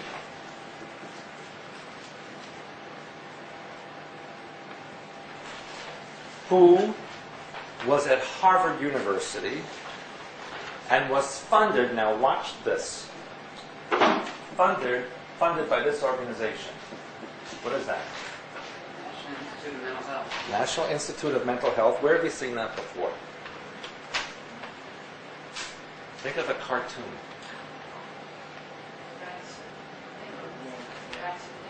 It's called The Secrets of NIM. It was a whole series of videos for children not long ago. I believe it was about a mouse or something like this. Mm-hmm. So this went from a government organization to a child's movie. Now, NIM, or National Institute of Mental Health, became the funding source for MK Ultra. And that was back in the 1960s. And Timothy Leary worked for the Illuminati and used guinea pigs for LSD so that it could be distributed to the general population through the youth culture. Such people as Allen Ginsberg, Miles Davis, John Lennon, Jim Morrison, and Aldous Huxley, and many of the gurus and mystics that you had seen in the 1960s were all part of this experimentation. Part of it in what way? They were experimented on? Or With LSD, both. The government put doses of this in the water supply, in the subway system, sprayed it in the air, etc., etc. And you noticed in the 1960s in the major cities of the United States, crime went up significantly. And people basically went berserk. And what also happened in the 1960s, in conjunction with this, the creation of the New Age in 1965. New Age information that I've been telling you ad nauseum about for years. Stewart, I once heard that it was attributed, the New Age was attributed to Blavatsky. No, I see his face. Oh, and it's Kissinger. Kissinger. Right. That he was the one that headed that all up. Is there a truth to that, or that's just one? He was part of the group, and in Majestic 12 actually, that was part of the creation of the New Age in order to skewer the belief system of the general population. Well, Ramdas, his partner, went in that direction. Richard Alter became Ramdas. Yes, Really yes, yes. into the spiritual. Right, right. All those people had changed their name to something that they were not. Absolutely. So were they being used by the Illuminati, or that Timothy really knew he was an agent? Yes, he Ramdas did. Say, oh, he was an agent. He knew willingly and went along with Both it. Richard Albert and Yes, Timothy. absolutely. Absolutely. And that's when they started setting up mind control centers, especially in the western United States, that were used as meccas for young people and new agers to come and get all that wonderful energy that was coming from them. I'm going to talk about that in a moment. They also experimented with opium and heroin that they got from Southeast Asia. And you know that this is when the president's father, in the 1950s, was the chairman of Zapata Oil. And he was the first one to build oil platforms in the Gulf of Mexico that were then used to transport the narcotics from Central and South America into the United States.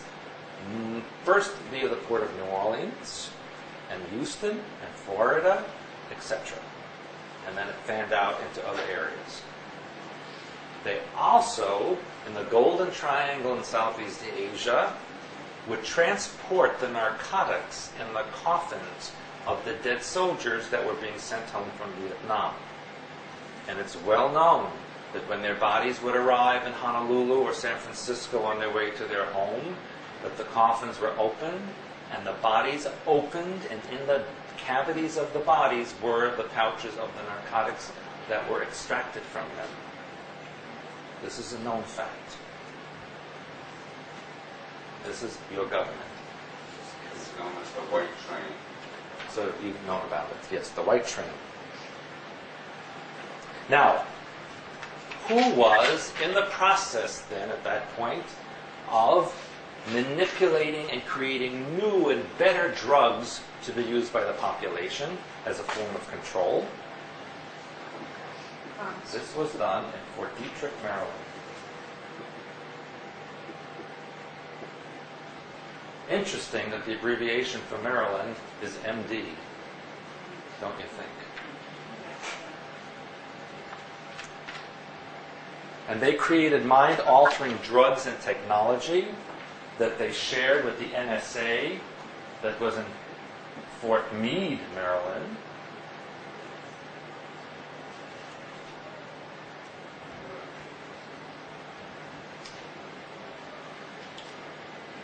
And this then, especially in the late 60s and early 70s, was sent to such places that you now know of as Area 51 and Montauk, and the mind control centers in the west of Santa Fe, Yelm, Washington, Mount Shasta, and yes, Sedona.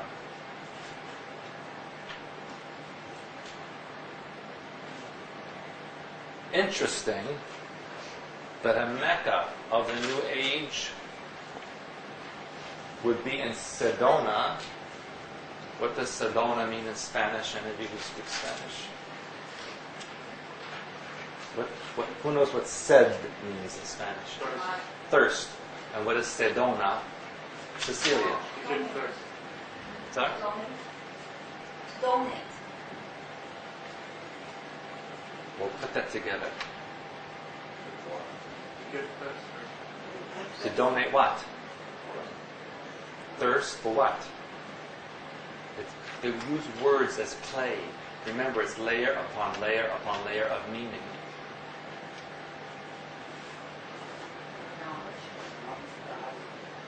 false information, disinformation. That's when the word disinformation came into being. It's not in the dictionary either. Remember disinformation? What does disinformation mean? It's part of the truth.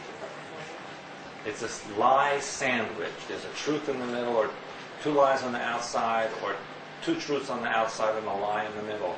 But you get hooked on the truth part even though you believe the whole thing, and it's not all completely true. And even again, Santa Fe, what does that mean in Spanish? Holy faith. And what is Santa Fe the center of? Spirituality. A different kind of faith or belief system, which is totally false. I have a lot of clients in Santa Fe who are spending their time trying to get out because they're sorry they went there. And now they can't get out. First of all, it's surrounded by fire. And second of all, they have no more money. They become completely destitute because everything they did is now stopped. So they have no way of getting out, no resources or method of getting out. Same thing is true in Taos, New Mexico. Everyone I know there, desperately seeking to get out. The noise coming from underground is making them insane. That's where the hum is. Only the hum is now extended across the entire northern sector of New Mexico. And by the way, another area that is located, that has detected a hum, is in northern Vermont and northern New Hampshire. Something's going on under the ground there on the border with Quebec. Something very big is happening underneath there.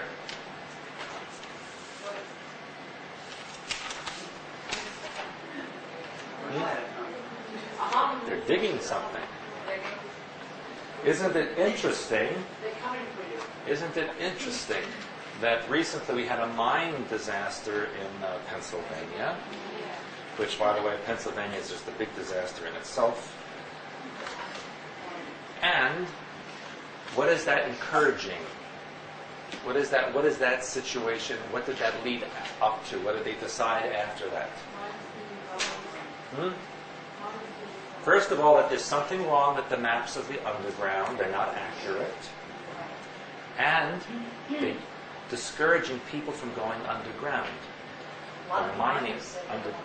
Many miners, almost all of those said they will never go back underground again. What's been happening in China and South Africa recently as well? Mining accidents where they are all dead. Discouraging underground activity.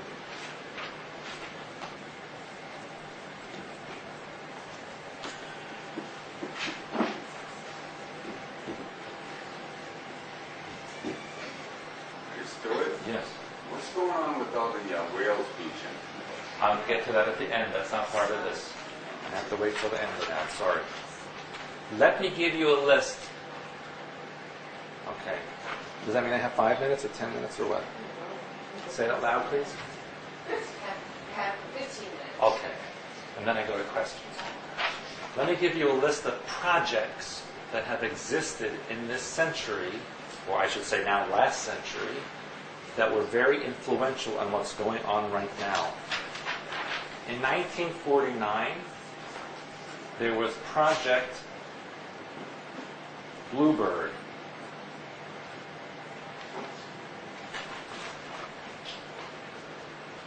Project Bluebird was about conditioning personnel to prevent extraction of secret information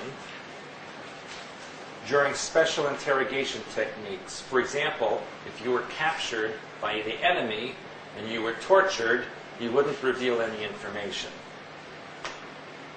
It involved memory enhancement. Many of the victims of Project Bluebird were actually tattooed with a bluebird on their body. The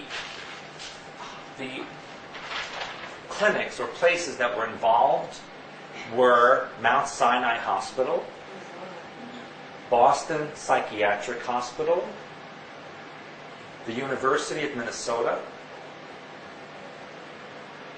Valley Forge General Hospital, Detroit Psychiatric Clinic, the Mayo Clinic, and the National Institute of Health, also known as NIH. Those were all involved with Project Bluebird. That led into 1951 to Project Artichoke. Now, what do you do with an artichoke? Peel away layer and layer and layer to get to what? The core. The core. This was the incipience of layering and mind control programming, which we'll talk about tomorrow. This used experiments in LSD and also the use of sodium pentothal, and experimented in narco-hypnotic interrogation, which meant they used hypnosis and drugs simultaneously. Narco-hypnotic interrogation. They were interested in medications and the effects of amnesia. They used medications and used the effects of amnesia. And then they used a drug called, I'll write it for you,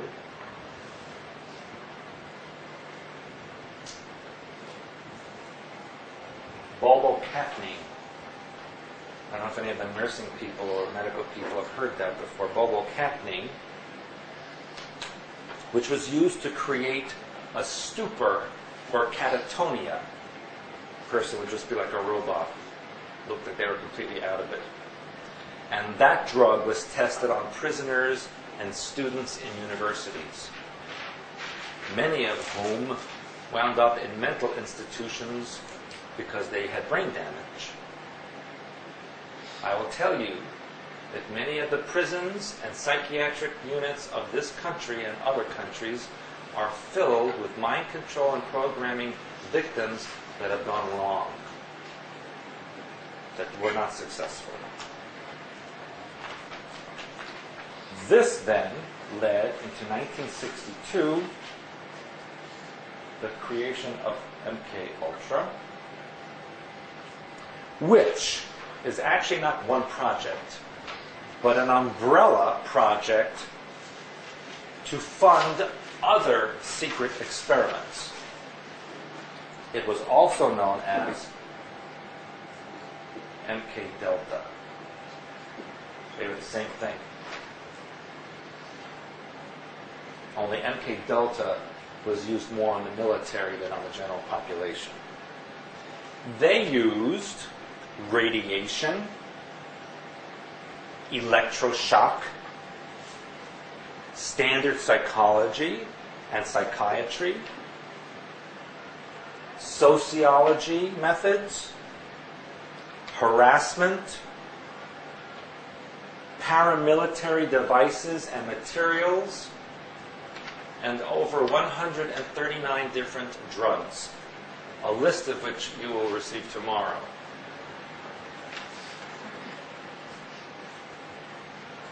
This then led, which actually was from the 1940s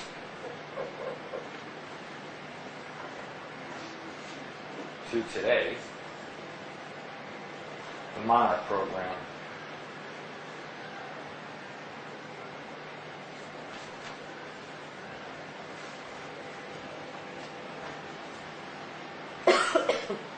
This was its sex slaves, otherwise known as presidential models. That was a term given to them. They became human tape recorders, spies, couriers, and were also used to download and install programming via sexual activity with both male and female subjects. is in current use. Yes? They will program to download or to perform it? Both. Depends. Each one had different purpose. Okay, you want it. Some had multiple. Sorry? You can either input that program into someone or Retrieve. retrieve it. Yes. Marilyn Monroe. Absolutely. Absolutely. Marilyn Monroe was kept as a prisoner. She was not allowed to leave her house. She was not allowed to leave wherever she went on tour. She was a prisoner always, and she always had someone watching her. And she was murdered in her own home because she found out about a lot of secret projects, and she was having an affair with the Kennedys, among other people. And she said she was going to spill it wide open. Her exact term was, I'm going to blow it all open. And she was about to hold a news conference the next day. And an ambulance showed up to her house. This was seen by neighbors. She was taken out, and then several hours later returned, and that's when her housekeeper found her dead in her room, supposedly from an overdose. But she did not kill herself. She was murdered.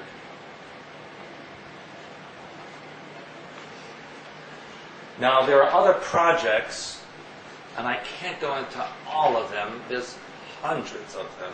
But these are the names that may come up in your own deprogramming techniques, if I may. Keep that over here.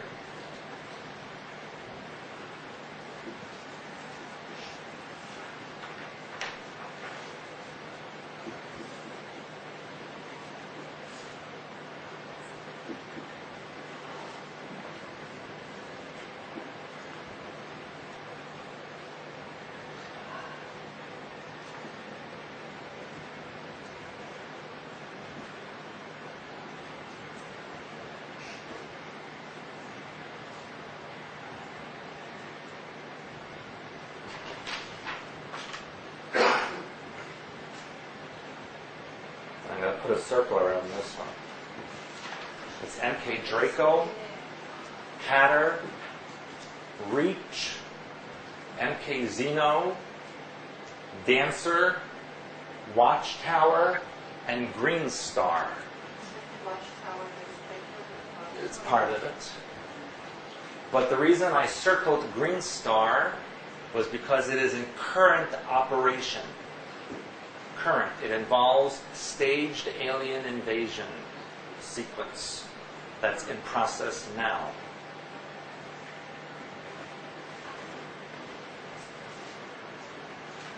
What about Dr. Delgado, who did the implants and directly came out that population should be mind controlled because that's the only way to keep them? Well, Who was he part of this? he's part of this whole thing. And That he worked in any one particular? That would be part of MK Ultra, and depending, it could be Monarch. Actually, one of the, let me see if I have that here. Actually, that would be Watchtower, the Project Watchtower. That involves monitoring. But what are we seeing today on the news, just about every day, that involves the promotion of chipping or implant? Every day is another girl being raped and murdered and kidnapped, yes. And what did the police chief of LA County say on the news the other day? Well, if we could chip children and they had the technology available, which will be available soon, there'll never be another missing child. That's exactly what they said on television on CNN just 2 days ago. So yes, there's been one after, and this morning on the news, I think it was this morning, maybe yesterday, they asked the federal prosecutor, why are all these kidnappings happening all of a sudden? I don't know. It just happens. Well, isn't it interesting that those two teenage girls that were kidnapped yesterday in California, did you hear about that? Yes. And what did they implement for the first time? Amber. Project Amber. What's Project Amber? It's like a Big Brother system. What is that you see on the sign that say traffic is congested or accident that exits such and such? Well, Project Amber then flashes up the license plate of a car that's kidnapping people, or description of missing people. So they implemented the first time, and wouldn't you know, a couple of hours later they found them.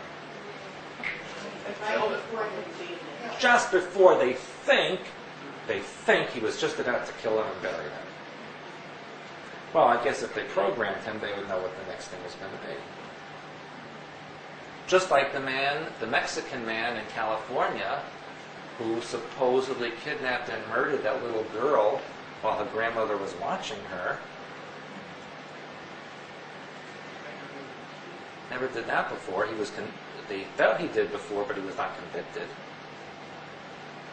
And the little girl Van Dam, also in California, who was supposedly murdered by her neighbor, who was out with her mother that night. So what's up with all that stuff? Well, we'll get to that tomorrow. That's not an accident. Does it ever cross your mind lately that everything is happening in groups? That little girls are being kidnapped one after the other all of a sudden? And then something's being implemented right after? Or that CEOs and corporations are suddenly producing false information and immediately there's a commission and a federal agency about it. Immediately. Well, if you ever had a problem with the government and asked them to look into something, your great-grandchildren may not get an answer. But all of a sudden, they do things like that. Does anyone think about why all of a sudden there's like 15 events, all the same, happening in the same week? And all of a sudden there's a solution imposed. You have to think about that. That's the 2001 to 2003 activation that's occurring. Implementation of programs and control of the population. Create the situation, provide the solution you want to impose, but make it so that the population says, yes, we want that solution. The stocks go down. Everyone's losing money. Then they put the agency in, and it starts to go better. Now everybody's happy. Yes, now everything's under control. All those bad CEOs will go to jail and pay for it. Meanwhile, while that's happening, they're bombing Iraq, and you don't know about it. Troops are being massed in Jordan and Kuwait by England and the United States in preparation for an invasion, and you don't know about it. But instead they have congressional hearings on, should we bomb Iraq? Should we not bomb Iraq? What should we do? A friend of mine was talking to a guy, a consultant to the government, and he's saying, one of the things he was saying is that bringing out of mothball all the battleships, and no one knows that this is going on. They will destroy or invade Iraq and then tell you about it. And then the stock market will go down for good. When do you think they're going to do that? It's happening now. Yes. They just bombed Iraq Sunday, they bombed it Tuesday, and for all I know they did it again today. Already there are troops. King Abdullah of Jordan is on his way here, or maybe he's here already, but there are thousands and thousands of troops in his country on the border with Iraq. Already in process. While the Congress is talking about and debating, and while this one's doing that, while that one's doing, and you're diverted with this child kidnapped and that thing happening, all diversions, while they're doing something else. Did you know, I put it on my website, and I'll see who reads my website. This past week of the blue orb that was flying over Washington, D.C., and F-16s were scrambled, and then it shot off into space. Yeah. That was on the news. Why would that be on the news? When things like that are on the news before, they laugh at them. Now they scrambled F-16s. Why? Project Green Star. In process. Staged alien invasion. An asteroid's going to come to hit the Earth in 2019. And then they said, no, it's not going to hit the Earth in 2019. Then they tell you about an asteroid that passed the Earth within minuscule distance. That we didn't know was coming. Oh, but you can know something's coming in 2019, but you didn't know that was coming. And there's more that I need to finish with you tomorrow. But that's a foundation Tomorrow we're going to discuss intricate details of how it's done and what you can do about it. And so at this point, I'll open up to any questions you have about what we've discussed tonight. No questions. Yeah, We're all under mind control. This Marilyn Monroe situation, Kathy O'Brien had mentioned in her book, Transformation of America, that she was the first presidential model. But she doesn't, her background didn't quite fit within programming her that way. So I don't quite see how that fit in, because they take certain types of people. Was her background so fragmented that they Yes. were able to do that to her? Who did they use in the beginning especially? They used women who had a certain appearance and who had very unhappy home lives or backgrounds. Now, Marilyn Monroe came from a terrible family situation when she was young. And she really already had a fractured mind pattern or problems within her emotional construct that made her very easily programmable. Sorry? Yes, her mother died in a mental institution, and she came from poverty, from nothingness, and that's what they like. Because part of the monarch programming input is, you are nothing. You are nothing except what we give you. Loyalty to the program, loyalty to the programmers. And tomorrow, we will learn the difference between a programmer, a handler, and a controller. They're three different things. And I'm going to show you the diagram of that. And there's going to be some handouts tomorrow. And you're going to see the difference, or the characteristic or correlation between so-called UFO abduction scenarios or symptoms and ritual abuse or satanic ceremony. How they correlate. That's what you're going to see tomorrow. Can you repeat, you said that in Iraq, bombings going on, and when the stock market will fall after When they that- announce it? Yes.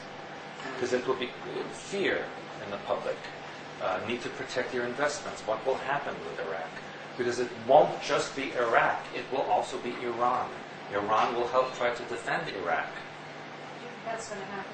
I mean, It's happening now. I mean, The big wall. Yes. You had mentioned next June would be the total financial collapse. Sorry? You had mentioned next June would be the total That's when financial the collapse new... of the world. The collapse will occur before, but that's when the new financial system will be installed. Is this thing like, I've been looking at what was going to trigger the destruction of the dome of the rock, which you say is part of their agenda, and that still is as far as Oh, you know? yes. Has to be. Is that somehow that by attacking Iraq, they'll have him launch missiles on Israel, and in retribution to that, that's how they'll have the excuse Yes, to and bomb one the of dome those of Iraq? missiles will accidentally strike the dome. Also, one of his own missiles or our missiles? Well, whose? that doesn't I don't think matter. it'll be Iraq. What missile shot down that Russian plane flying over the Ukraine a few months ago? What's up with the Ukraine anyway? Why is everything crashing there? We just had a disaster at the air show. A few months ago, they shot down a commercial airliner over the Black Sea. What's up with Ukraine? Did you see the film of that fighter jet, an Su-27 crashing into the crowd? Did you see the film of it? I think it was a particle beam. No, it was directly targeted and let go. The pilots ejected, they're safe. They aimed it and jumped. Yes. Yes. So why is it back in Ukraine? That's what we're going to find out. At the same time, there were mining disasters in Ukraine that week. Someone doesn't like Ukraine. It's the Ukraine where Chernobyl was. Where Chernobyl was, and also the Filatov Institute, which was their version of the Montauk Project in Odessa, Ukraine. We'll talk about that tomorrow. Stock market collapse, when that occurs, that's everything. That's retirement plans, that's Mhm. bank accounts. Yes, right. Everything that, Mhm. any money you have anywhere is invested in That's stock. right. Yes. So when it collapses, there's no way to put your money. Correct. Okay.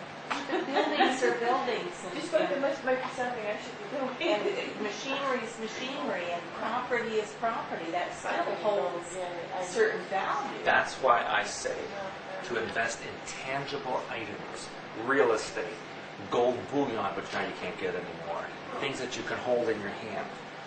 Because even though it may go down in value, it still will be there. So that's what I have been telling people. Now I know people who've lost millions and millions of dollars recently. No, they'll never get it back. Never.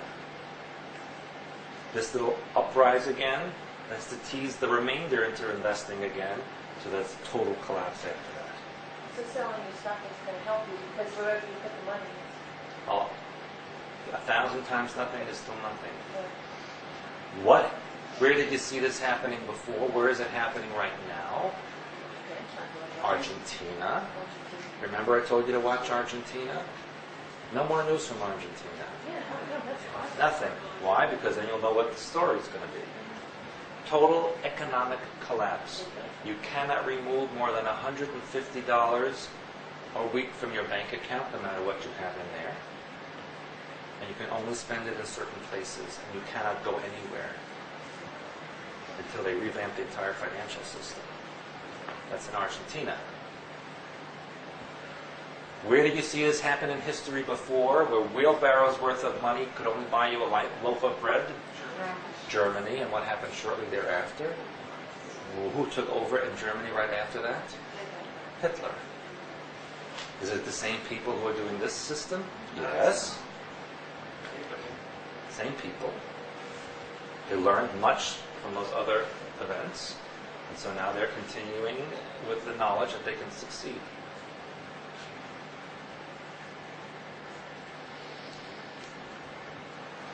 What's happening in the European Union? What were they so proud to announce just a few days ago about the finances or the money? The euro passed the dollar in value. Well, actually, it exactly equals it. What was the last currency to exactly equal the dollar? 1 for 1? The Argentinian peso, which is now gone. You see a trend here. So wherever you see matches the dollar, That's what they're doing. Equalize the currency so that it can be one global currency. Once there's one global currency, you can eliminate it and replace it with something else all at once. Credit system. When I was over there and I looked $100 there, you got $100, 105 euro. Now in Germany they used to call this 1 cent a penny. Now you call it a cent. It says 1 cent, 2 cents. They don't even use the German word anymore, they call it cents. So I assume that America sooner or later also uses the euro for whatever they want to call it. Actually, you can go anywhere now with an American dollar and use it anywhere. It doesn't even matter. They will accept it everywhere. It's become global currency. So that's what's in preparation financially. But how do you get people to accept all of this? This is through programming and mind control.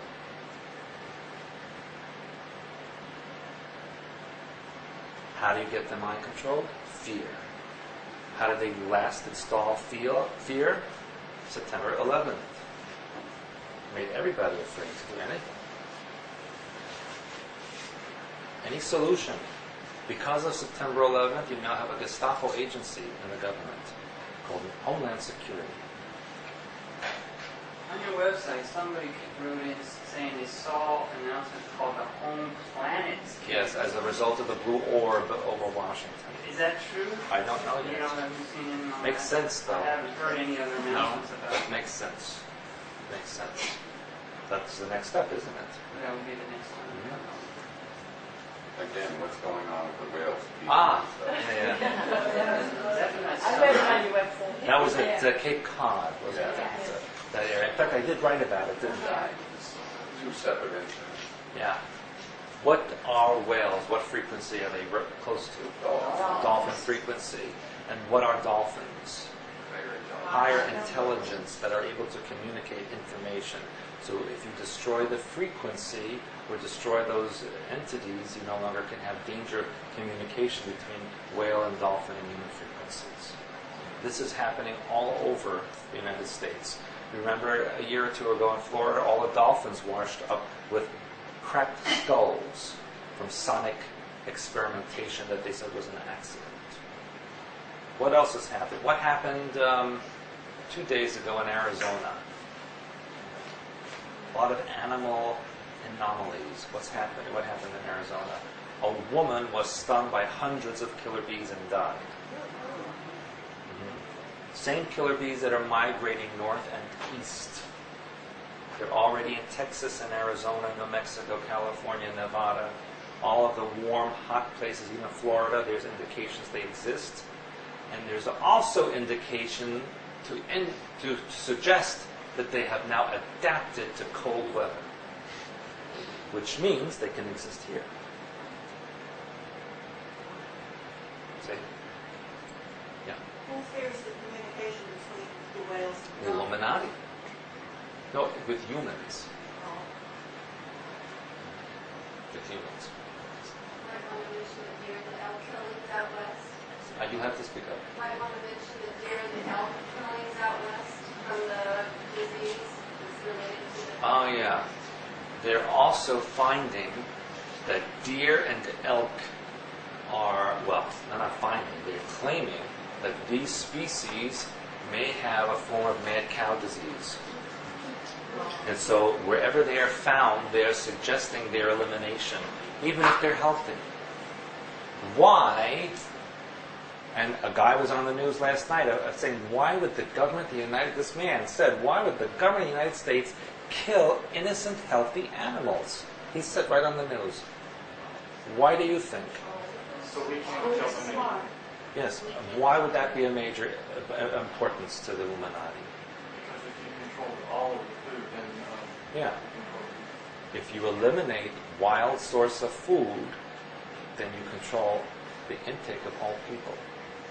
So if you eliminate any possibility of hunting or going after wild game because it's poisoned or you've killed them all, then you completely control the food chain. Everything that you put in your mouth is controlled. No possibility of you going outside the system. Yes, makes sense. Brilliant. If you tell women, that was on the news, don't eat tuna anymore, especially if you're pregnant because it has so much mercury now, so that's going to make people not want wild or go fishing or have wild fish from the sea. They will have to only have from government farms or what's grown independently and packaged. Who's speaking? Is that false information? There was no mercury? It's insignificant.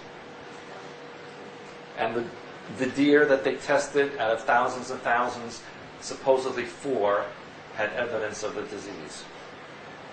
There was a man, I forgot what state it was in, I think Colorado, who grows elk for food, and the government ordered him to kill his entire flock, even though there's nothing wrong with them.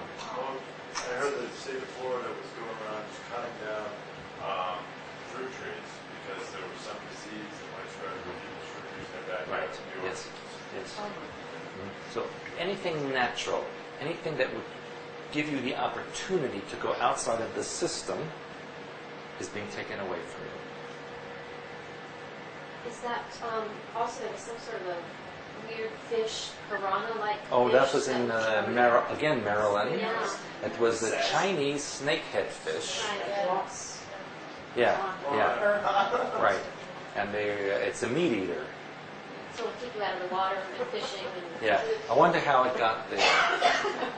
And then also, mysteriously, in Iowa, the lakes are filled with piranha. In Iowa. Oh my God. No one knows how that happened. So what is this all designed to do? Stay away from...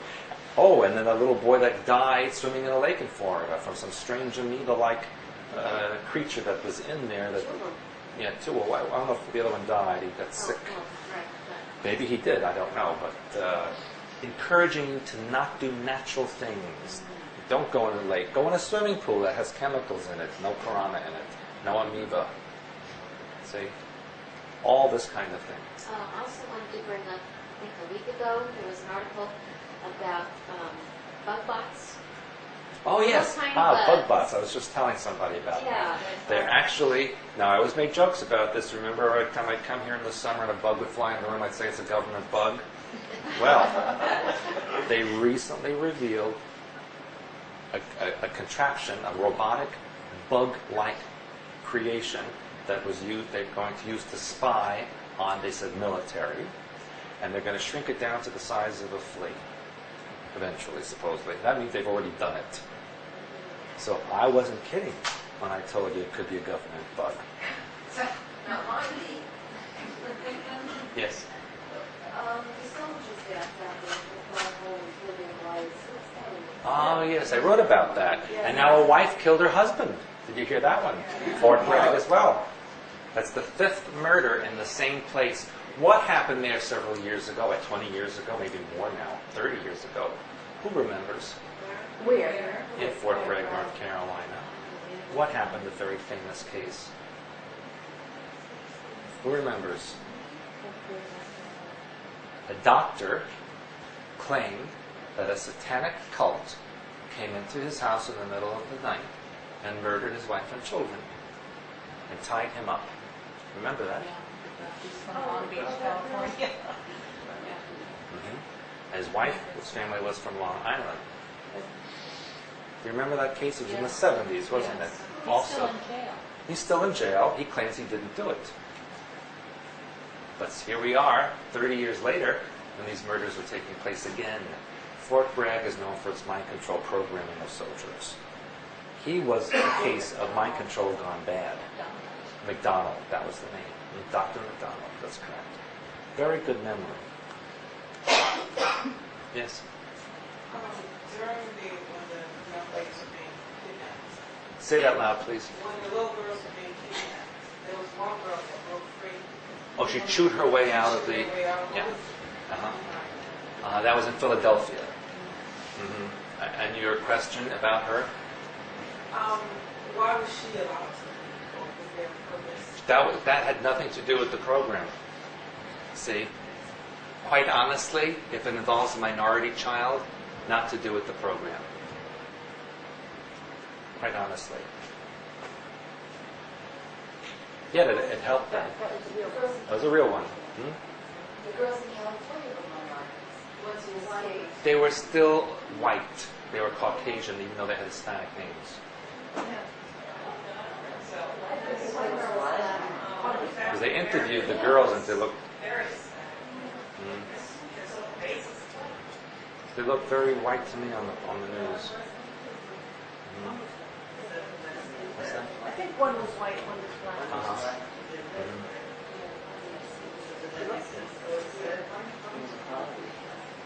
I can't hear you.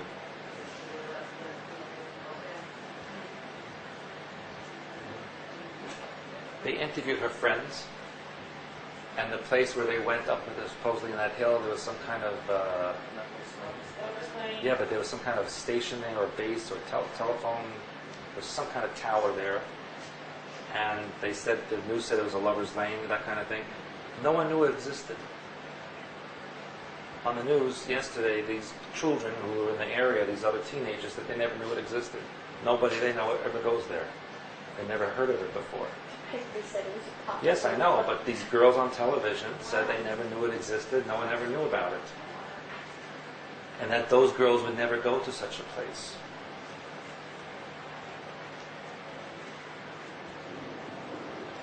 And so, you have to look at that too. That was to instigate that amber system in California. And what else are they trying to do with postal workers and delivery men and to spy on people's homes that they go to if something looks suspicious to report on them. So that's also a form of programming in mind control. They're still trying to legalize mind control torture to get information from the enemy. Yes, That's but Yeah. But they said that if it's under military or enemy conditions, it's acceptable. Yeah. But there was some thrust to do it also under other circumstances because of the terrorism. Yeah. Because of this terrorism thing, they will install everything. The fear involved with it will allow them to put everything in position. And they have. Do you think that before they go all out with bombing Iraq, they'll terrorist because people are opposed to that? Yeah, probably as you get closer to September 11th or on that day, something will happen. They seem to be concentrating more now in the Middle East, in Jerusalem and that area. And I really feel that done with Iraq's going imminently. And I've been saying that for a while, but it's getting very close. Is that what's coming in the Middle East? Is that the focal point that they're done with Iraq? I mean, it's so bad now there. What's the end product of that? That has to do with what we call end-time programming, which we'll talk about tomorrow. And many of the people being activated now have end-time programming in their mind pattern. That's what we'll be discussing tomorrow. What does that mean? That's what we'll be discussing tomorrow. It's a very long and complicated subject. Could that be positive and negative? Or just I negative? guess it's a matter of perspective, isn't it? Yes. I was just thinking about back in the 60s with the New Age stuff and everything back there, and TM came around then. Is that a form? Well, I mean, transcendental meditation has been around for thousands and thousands of years. Now, how they used it and how they taught it, that was part of mind control programming. The Beatles popularized it. Yes. Well, John Lennon was part of that Timothy Leary. Right. Most of those Maharishis and yogis, and especially the ones that came to this country, were all under control, all under mind control and programming. Because they give you that mantra, and of course you don't know what it means. Yes. No different than telling people there are chakras over their head or under their feet, which doesn't exist. But if you focus on something, and you put energy there, you create something that can be tapped into. You create an antenna that can be tapped into. And if they have everybody doing the same thing, it's easy. We'll talk about that tomorrow when we get into technology. Tomorrow we're going to talk about the use of various forms of programming, technology, abuse or sexuality, sound waves, all kinds of things like that is what we'll talk about tomorrow. Would you say that the Grateful Dead was some form of mind control?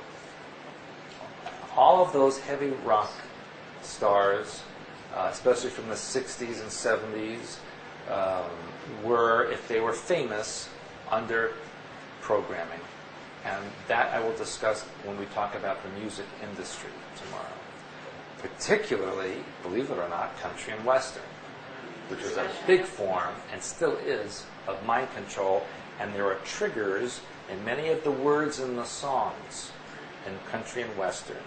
Whereas in rock, it's in the frequency and in the cadence of the beat that the programming is subliminally installed. The members of the band KISS admitted that the letters stand for Kids in Service to Satan. Oh, yes. Oh, Yes. Ozzy Osbourne. Look at him. Okay. Totally blitzed out. I don't think he can tie his own shoes anymore. Yet he's very popular now with that show. Of course, his wife is dying. She's dying. I don't know where I read this. That B flat, the tone of B flat, is good for interrupting programming frequency. Have you ever heard that? Not exactly correct. No, not correct. Not correct. My time up? My time is up. But don't fear, I'll be back tomorrow at 9. And on a happy note. And a what? And on a happy note. And on a happy note, I would ask you also to please be on time tomorrow. We have a lot of things to talk about. This seminar is very different than what you've been used to before.